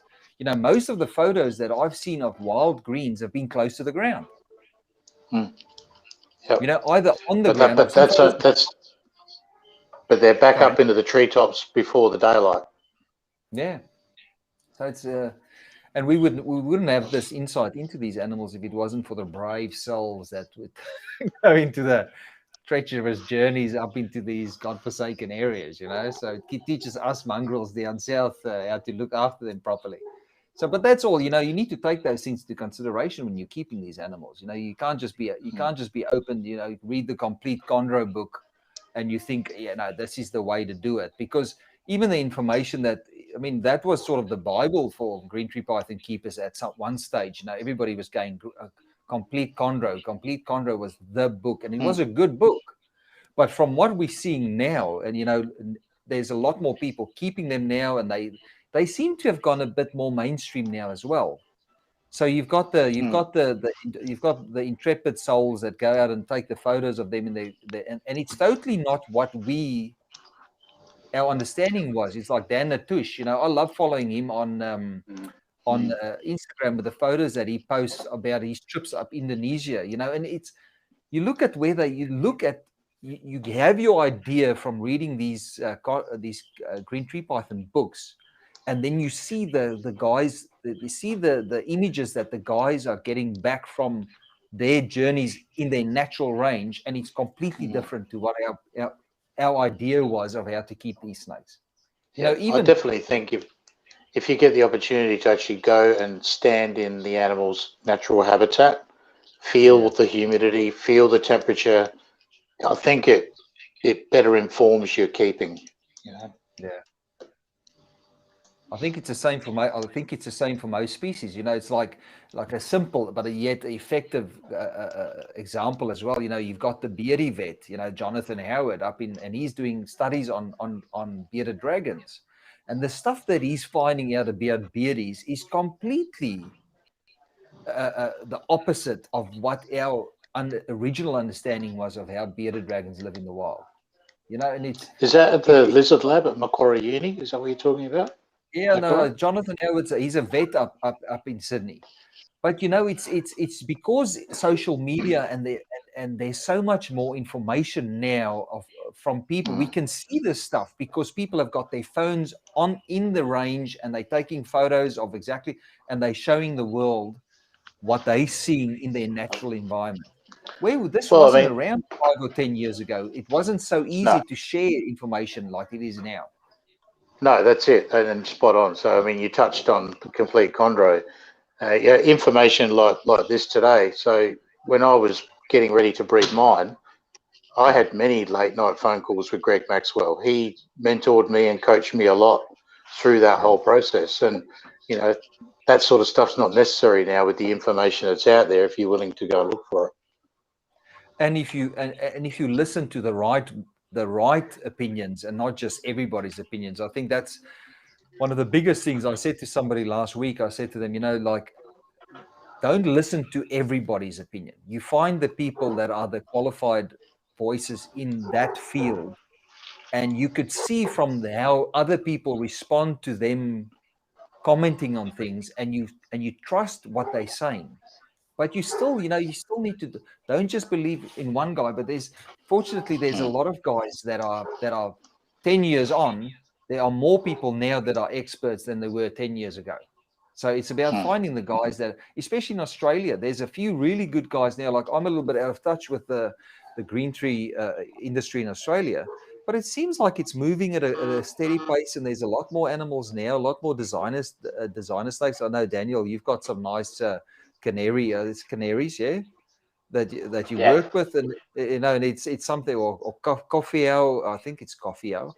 But it's good to see that type of stuff still being around and being looked after properly, and it gives that industry momentum in Australia, and it generates new experts with captive bred animals. I'm just glad we're at a point now where there's not that much smuggling happening with the green pythons, and it's a more of a focus now on captive breeding. I saw a guy the other week post that he's had 15 clutches.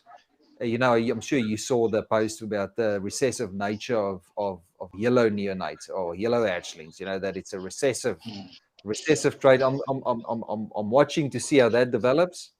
I think 15 clutches is a fairly decent, it's a decent sample size to figure something, but that's not been known before. I've never seen somebody postulate. I've never seen somebody actually saying, look, they think yellow hatchlings are it's a recessive trait because parents that were yellow have full clutches that were yellow. You know, I thought that was very interesting, actually. There's a question here from Leah asking about transport with green tree pythons, and I think when attending a vet visit regarding transport, what is recommended for a GTP to keep them on? Do you keep them on a perch, or how do you transport green tree pythons? What's the best way to ship them? Daniel. Yeah, I've had a few different methods from going to the airport, picking them up. Russell Grant, I've had him, he knocks up these actual wooden boxes, and he's got a plastic tub in there stuck to the bottom with some crumpled paper towel. Yeah. And his lid on top, air holes.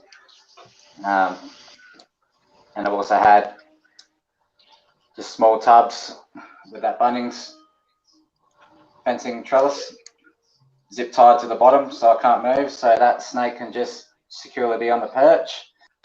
Yeah. Air holes and then boxed up from there. I guess mine came in the little rice. Yeah, I guess if you don't The shake little the rice box, containers. yeah, I guess if they won't, they're pretty tough. They hold on quite well on those. I mean, they perch in the trees, you know. So you'd have to really shake them to loosen them from there. How did you when you bought yours, Brent? How did you bring them home? How were they packaged? They were just in plastic tubs with that garden trellis in it. And I see a lot of people just poke branches through tubs, you know, the right size hole so an interference fit. So I think they need that perch. They're smart enough to hang on to it, and when they got the option, then they can be on the perch, they can be on the ground. But I'm sure they're happier in what really is probably a stressful time of being transported to be on a perch and, you know, feel secure hanging onto something. Yeah. I guess when it's dark inside a box like that and they can't see much movement outside, you know, it's just, you know, I don't think it'd be as stressful as having them lights and movement and stuff around them. And I think it's probably a far better way to keep them in a dark environment when you transport them than in a highly lit environment. So there's Stelios is saying, I'm sure you guys know them down in South Australia. Hey lads, at work, but we'll definitely be catching up on Carpet Python TV once finished. Hello to all my fellow South Australians, Darren and Daniel. There we go. So he looks like he's a mover, and he looks like he's a mover. Yeah, he's one of the admins on the Facebook group that I do an admin on as well. Yeah, it's nice to see. It's nice to see there's still people out there that's really keen on, you know, really excited and really, you know, they part of the community and stuff. Have you got a local club down in South Australia, Darren? Yeah, it's the SA Herpetological Community, and Stelios and myself and a couple of others are admins on that site, and we have social events, barbecues, that sort of stuff as well. So yeah, it's pretty good. That's the best. I used to love going to those social events with a sausage on the sausage sizzle and you know, walk around at the Ballarat Wildlife Park. We used to do that once every year over Christmas with the VHS.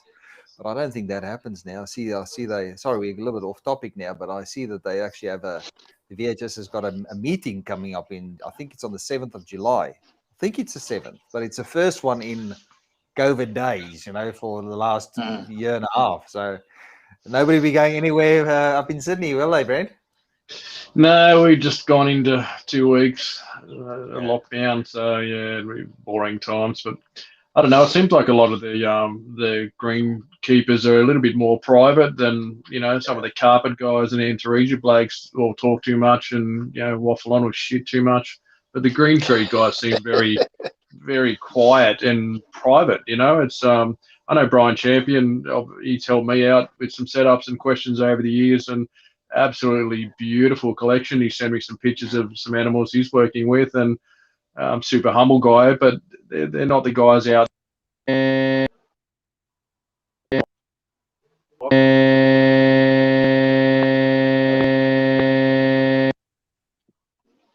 There you're back now. I don't know what that was. I'm back now. Yeah, sorry, phone just rang. Okay.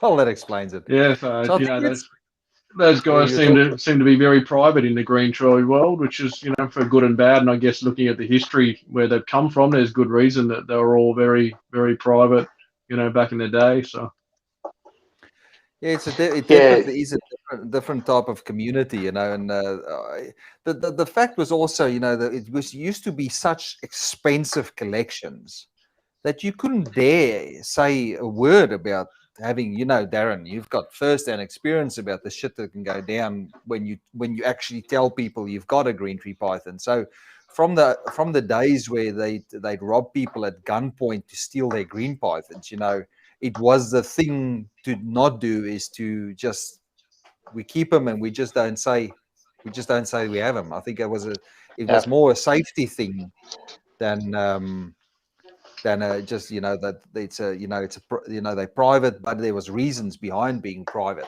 You know, it could get you into strife if you told the wrong person that you've got a room full of green tree pythons at home.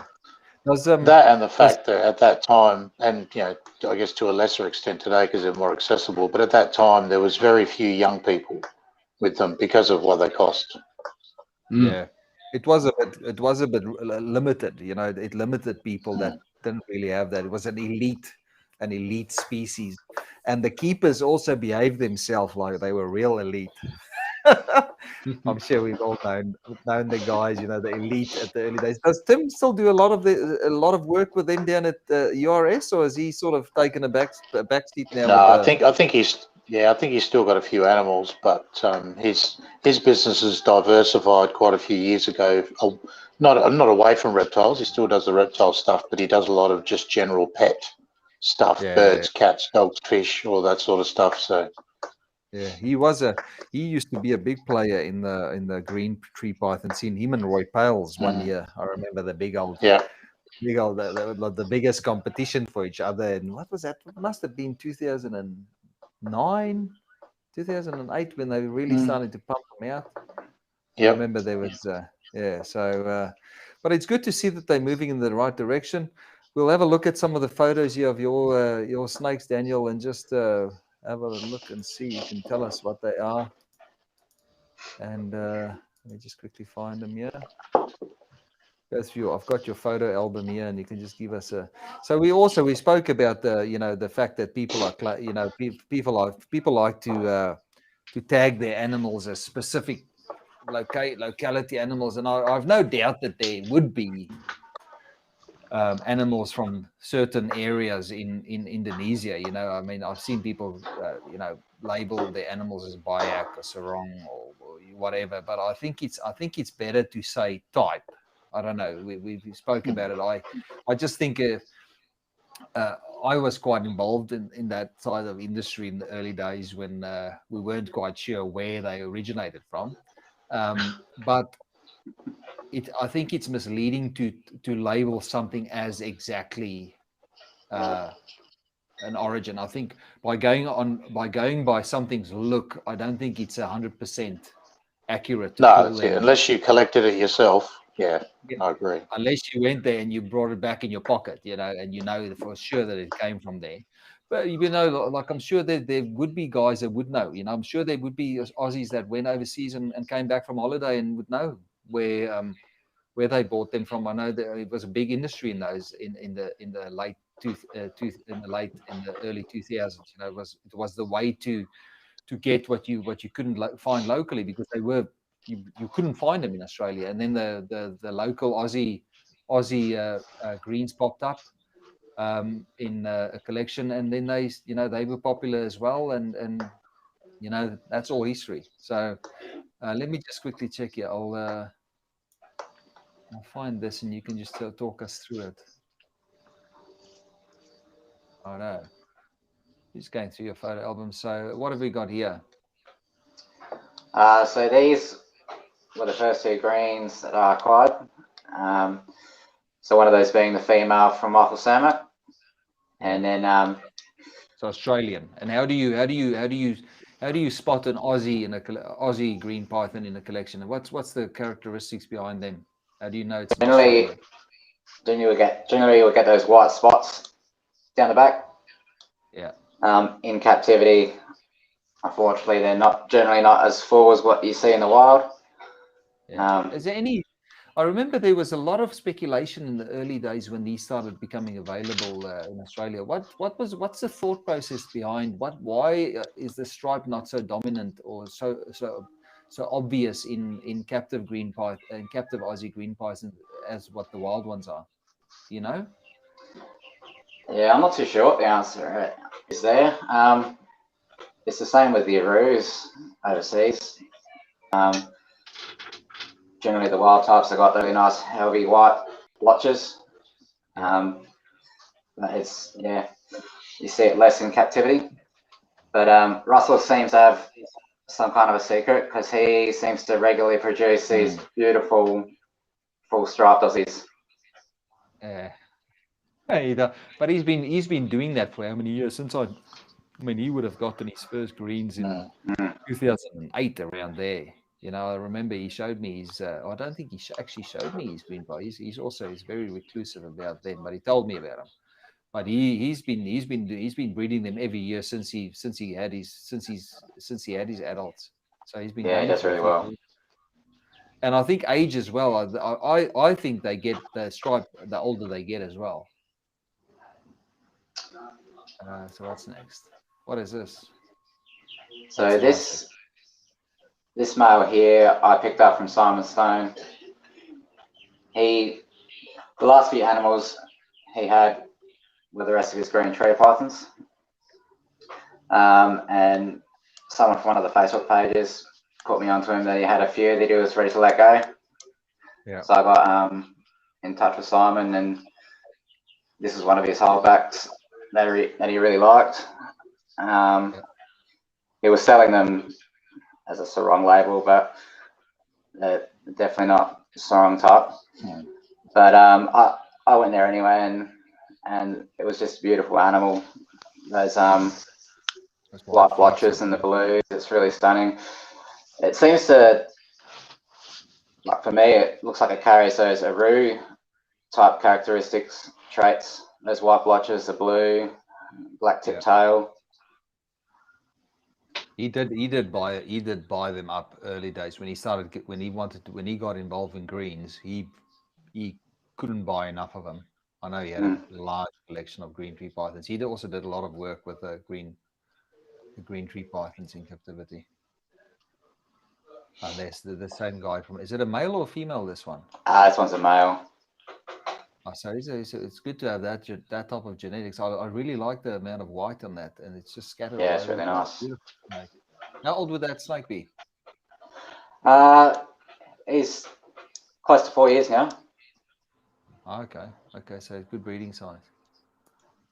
And what's this one? That's a good shot as well. So this one was a red neonate that I picked up from a breeder, Darren Ford at Berserker Pythons. Yeah.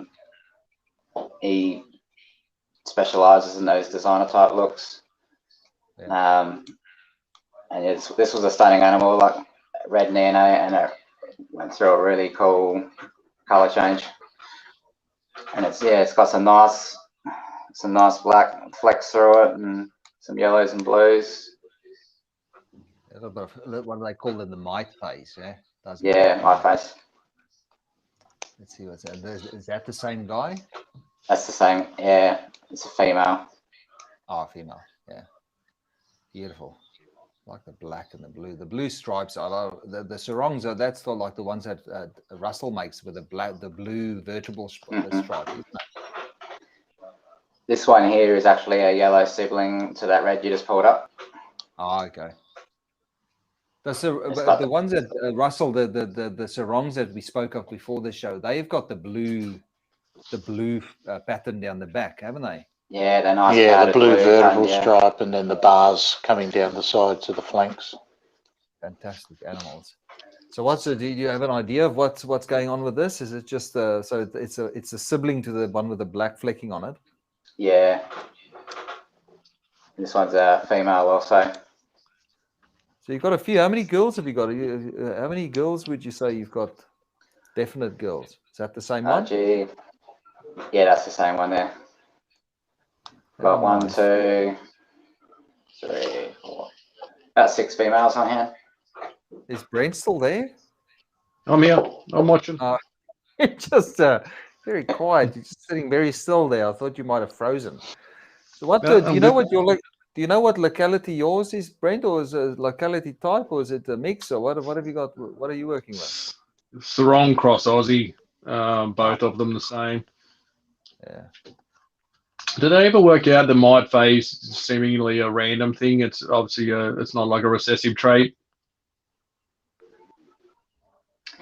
I don't know. Not sure.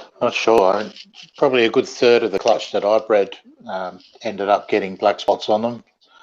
Yep. But yeah, really don't know what the origins of their parents were. Yeah, no one seemed to have a definitive answer on which way it works. You know, whether it's just a polygenic trait or where it's coming from. That's the difference. Back then, people didn't want to say what the origins were, but nowadays they actually brag about it. Yes. Yeah. What is this? Is this going through a change, or what have we got here? This is the coffee hour female. So this is one of the survivors of those 5 neonates that Danny was talking about earlier. Just the high yellow. One of the 2 that didn't prolapse. So you can just imagine the others might have ended up like this as well. Yeah, that's it. I'd like to make some more and find out.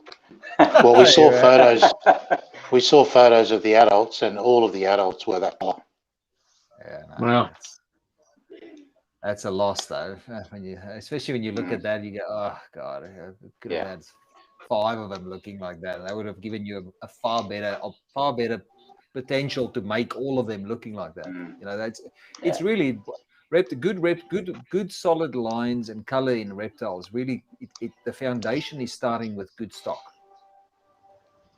You know, the chances get better if you start with great looking babies. If you start with great looking hatchlings, the chances of making great looking hatchlings from those snakes are 100%.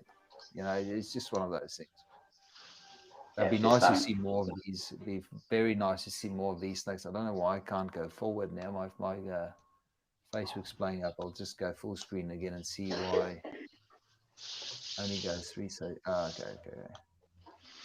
I think I might have been moving in the wrong direction.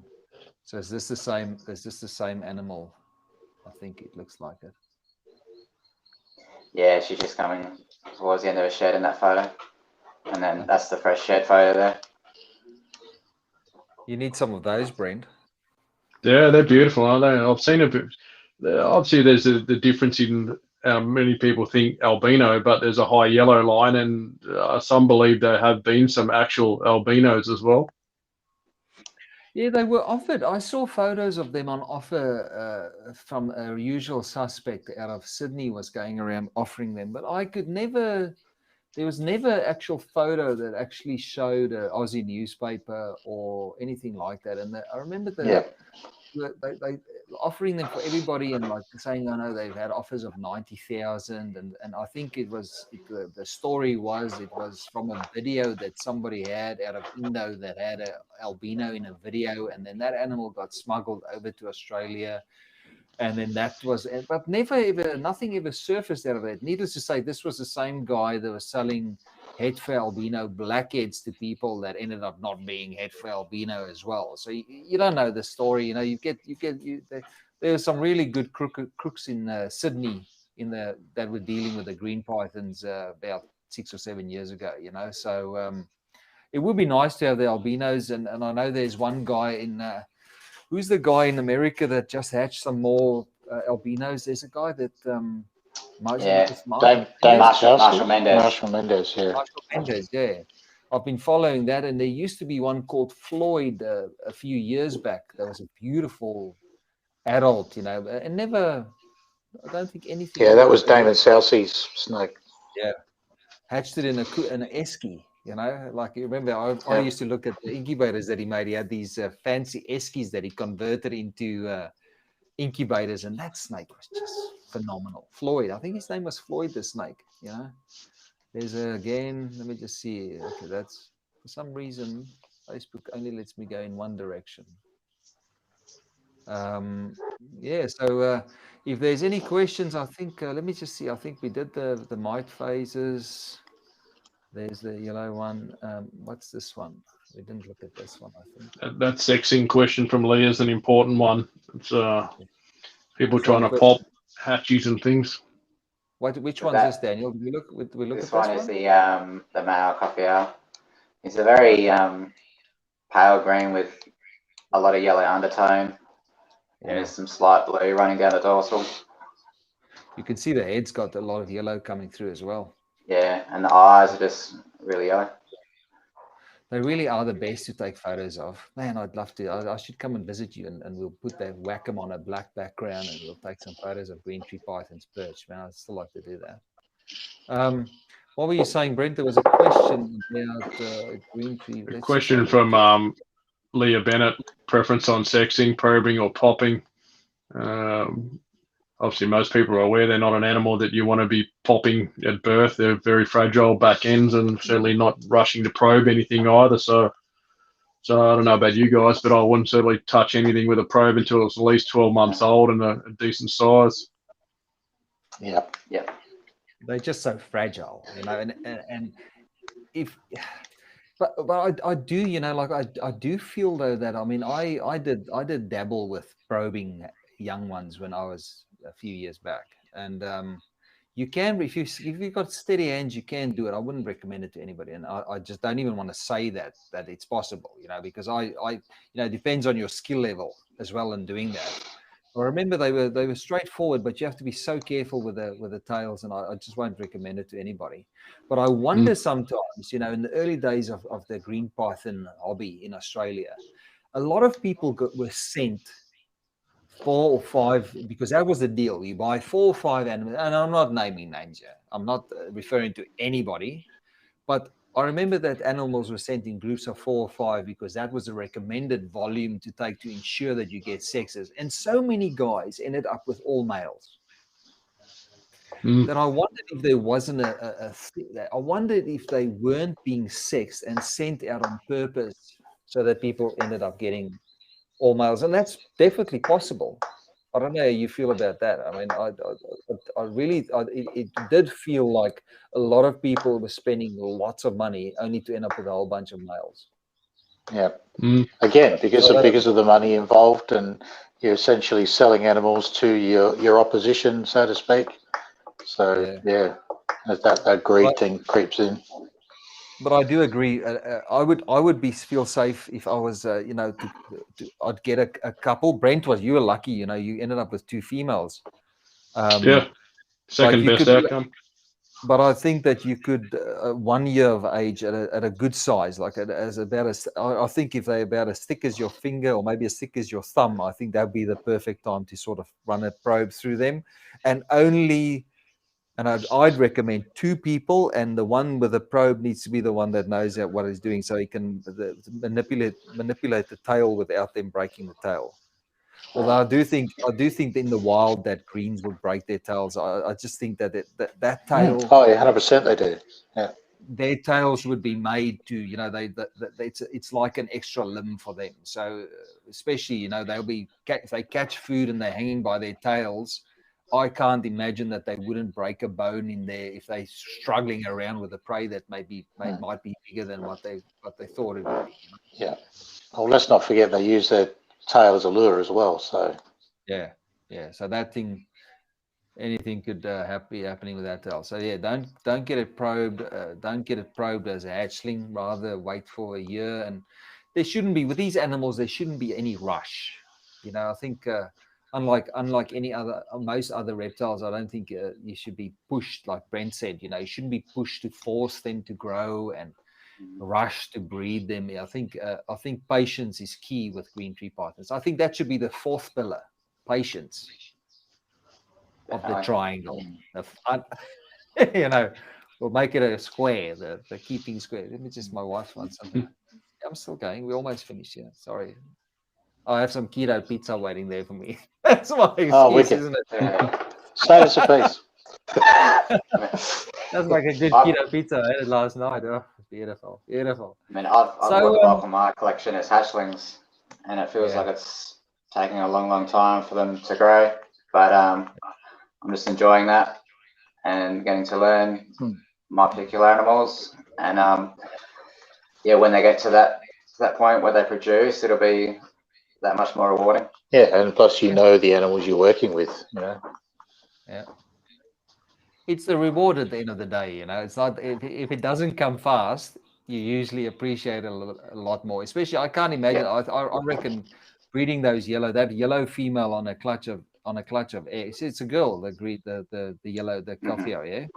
Yes. I can't imagine the photo with her. Just the sight to behold of a bright yellow snake coiled around a bunch of white eggs. That was so good, you know, so good. So I'll be busting out some dance moves if I say that. Hearing a scream all the way up in Victoria that happens down in South Australia. Yeah.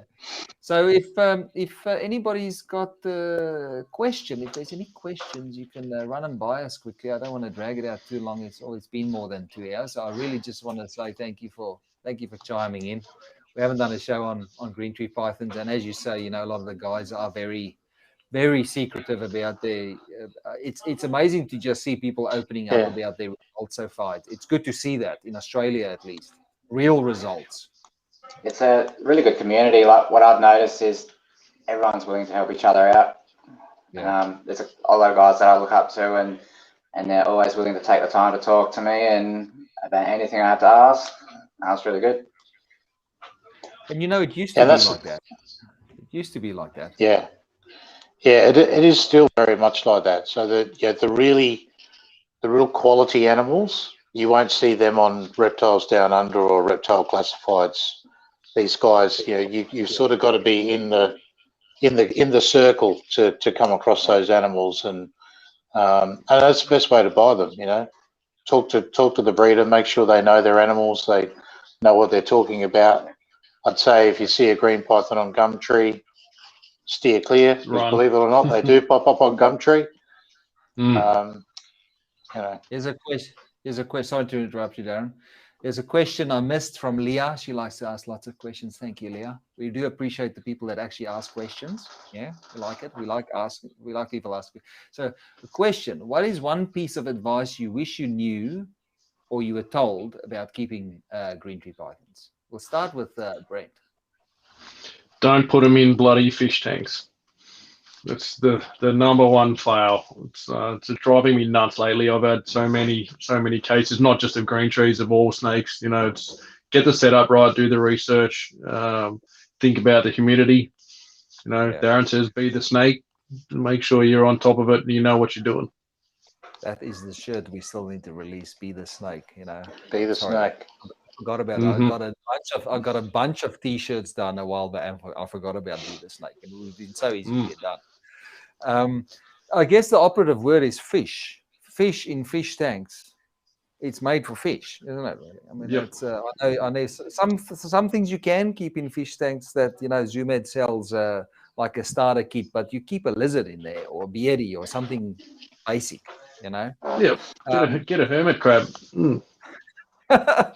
Daniel, what did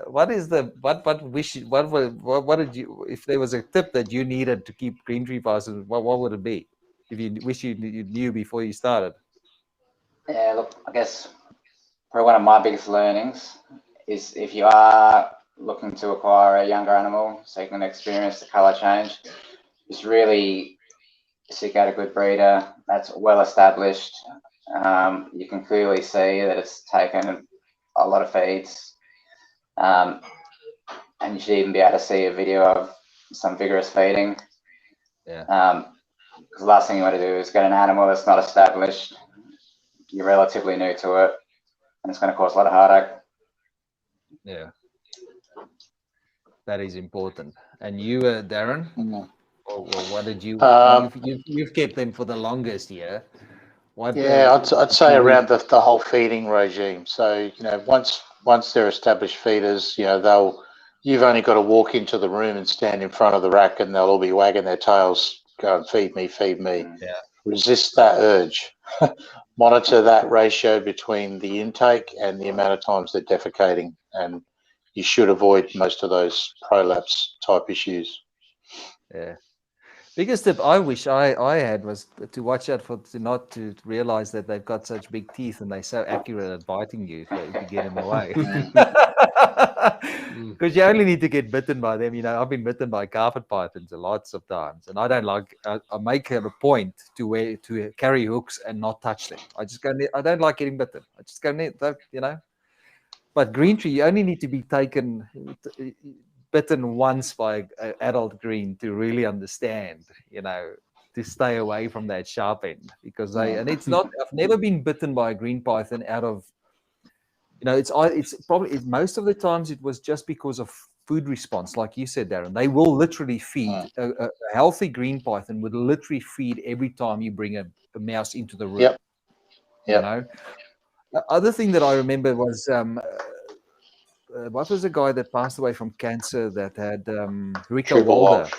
Rico Walder, yeah. Rico Walder. I saw him. I saw it the conference up in Queensland, in Cairns. That was the last time I was there. That's how I know what Cairns feels like. Because in 2010 they did a conference here, and Rico Walder came across, and and he did a talk, and I understood. I think he was talking about 250 adult green tree pythons that they were working with at Signal herpetoculture. They were working Signal herpetoculture, yeah. And he was then talking about feeding routines with his green pythons, and they used to feed females. I think they had 30 meals they had a adult mouse, and then during building up to breeding season, they would have 2 adult mice in a week. Yeah. And the males would get like 25 feeds a year, and it was a mouse per feed. And that's how they ran there. And he was exactly the same. He said, smaller meals, they don't need that much, you know, as far as we know, you know, I've realized now that we overfeed majority of the animals in captivity. You know, I think they do a lot better with less food, and food at the right time of year, because in the colder seasons they just switch off. You know, they barely use any energy. You know, they don't need any, they don't use any energy to survive. But that is one of the biggest tips that I would have liked to know when I started was, you know, the same feeding. You know, it's not necessary to feed them the big old rat or the you know, the fatty, you know, like mice, you know, something small, something like you said, you know, 2 feeds in between a defecation, you know, err on the side of caution rather, instead of walking in the whole intestines hanging out of its cloaca. That's the last thing you want to see with a green python. Yeah, and don't be scared to mix up the diet either. I mean, we know that certainly the Cape York animals, as adults, birds make up a large part of their diet. And now nowadays we've got access to quail and things like that. So don't be scared to mix up the diet as well. Yeah, and your idea about putting, what is it, quail feathers that you put in the chick down. I used chick down then. Quail weren't available back then, but little quail feathers would work just as well. Just had a frozen one in the freezer and just pinched a bit of down of it each time. The question for Brent. You see that question there? It's all but done. It must be nearly over, because I'm on the last drops now. I knew you had the cordial there somewhere. Yeah. So there was just one more thing here from Chris Fry. This last question. Question for Daniel: do you handle your GTPs? You go out and play with them? No, I don't. For me, I think that it's a visual animal to keep. The only time I'll ever handle them, if there has been a little while since one has defecated, sometimes a very small handling session before lights out can bring on that bowel movement. But only if I need to look at the animal up close will I take them off the perch and handle. The best tip I can give for anybody, if your snakes are lazy to go, is you take it out on the grass and you just let it go, and you just watch it, and it will just start doing these wavy motions, and you'll just see this big old poo come out. That's the best tip I can give anybody. If you're worried about a snake being constipated, take it out into the grass, let it crawl around in the grass, and within minutes you'll have a turd lying on the grass. That's the best tip I give for anybody that's got a constipated animal. I Or a definitely think nice they do furry well. rug in your lounge room as well tends to work wonders. Or give it to your friend to handle, and then usually they will let it go in their hands, onto their brand new shoes or whatever. I'm sure, Daniel, every now and then you'd be going into that room and pulling out that yellow snake with it and just holding it and turning to that. Is it Gollum from the Lord of the Rings? My precious. Yeah. You'll be standing there with Yeah. I know I'd be doing it. I'd pull out that stick and just come on. I just want to hold you. Oh yes, I've got you. Yeah. Are you constipated, aren't you? Yeah, let's go for a little walk. Yeah, that's what I'm doing. So I just wanted to. So what did you say? I was just saying, I think the less interference with them, the better they'll be. Yeah. I do agree. Like the less interaction you can have with your animals, and it's hard when you're just starting. The less interaction you can have, the better results in general. Brent, how many times do you go and play with your adult carpet pythons? And they work perfectly. Never. Breeding season comes. They just do better. They breed better. If you're a breeder, you should limit interaction with, like physical interaction with your animals. I think it's the best way is to just let them do what they do and introduce them to each other. There was another question though about keeping them together all year round.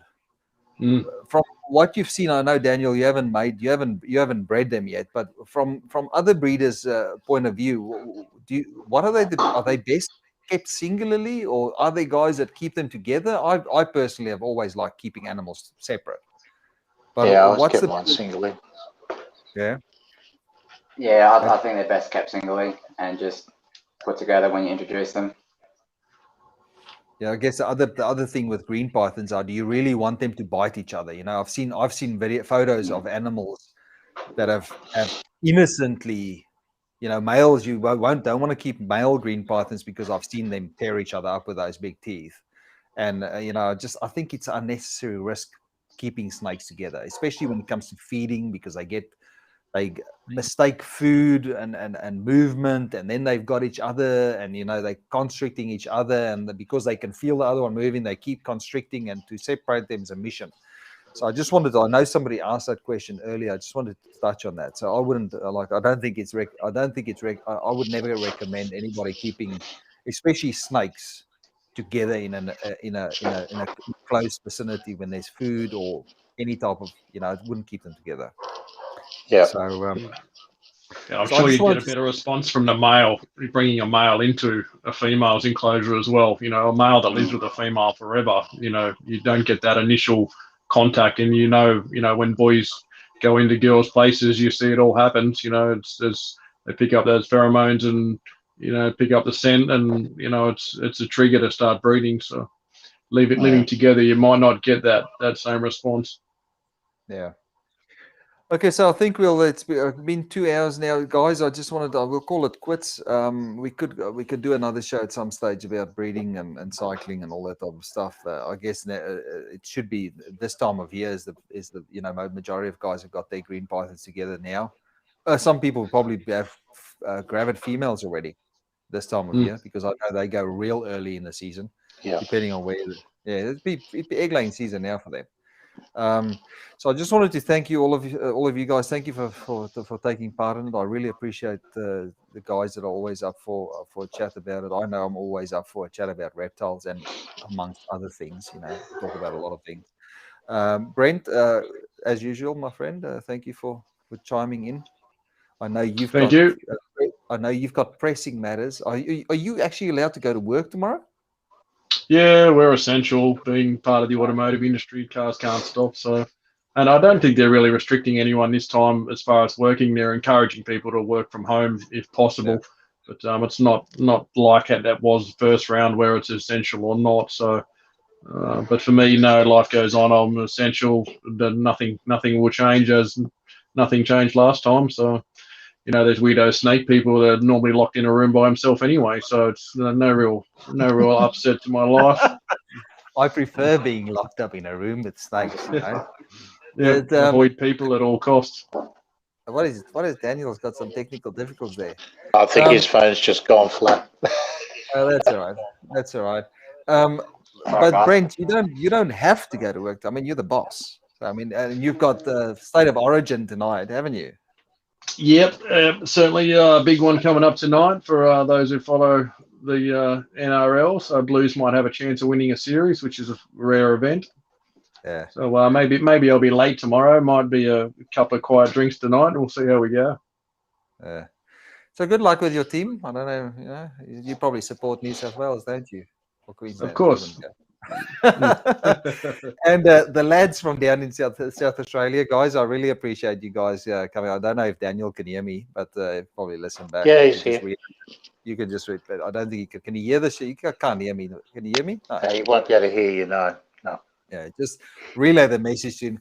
I really appreciate you guys giving us some input about green pythons. I mean, you're actively working with a good size collection. So thank you very much.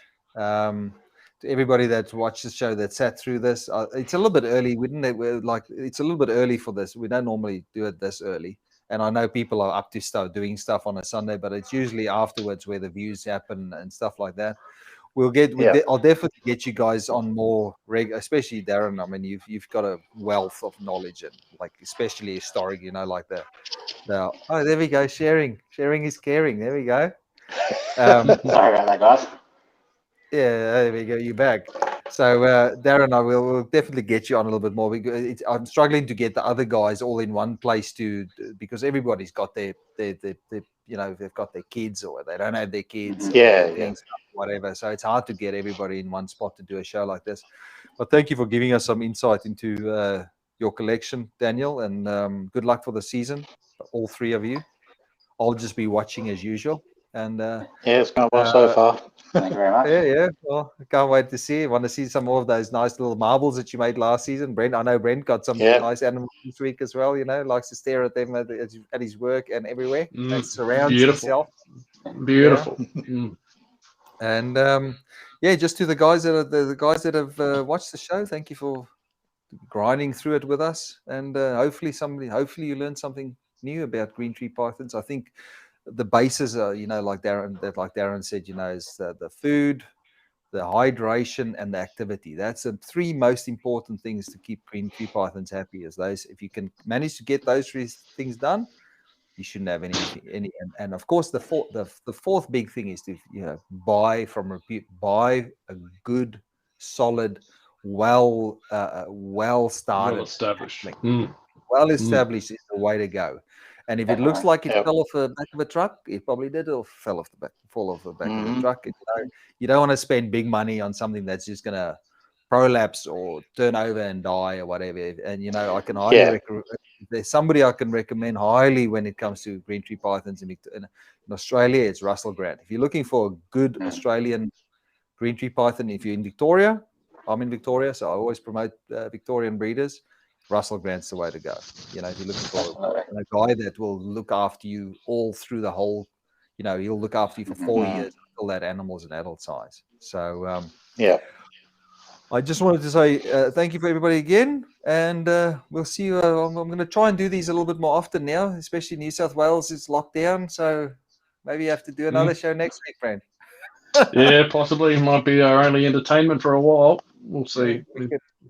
We'll see. You could eat your biscuits, and I could have a crack open a bag of nuts, and we can just talk nuts. Yeah.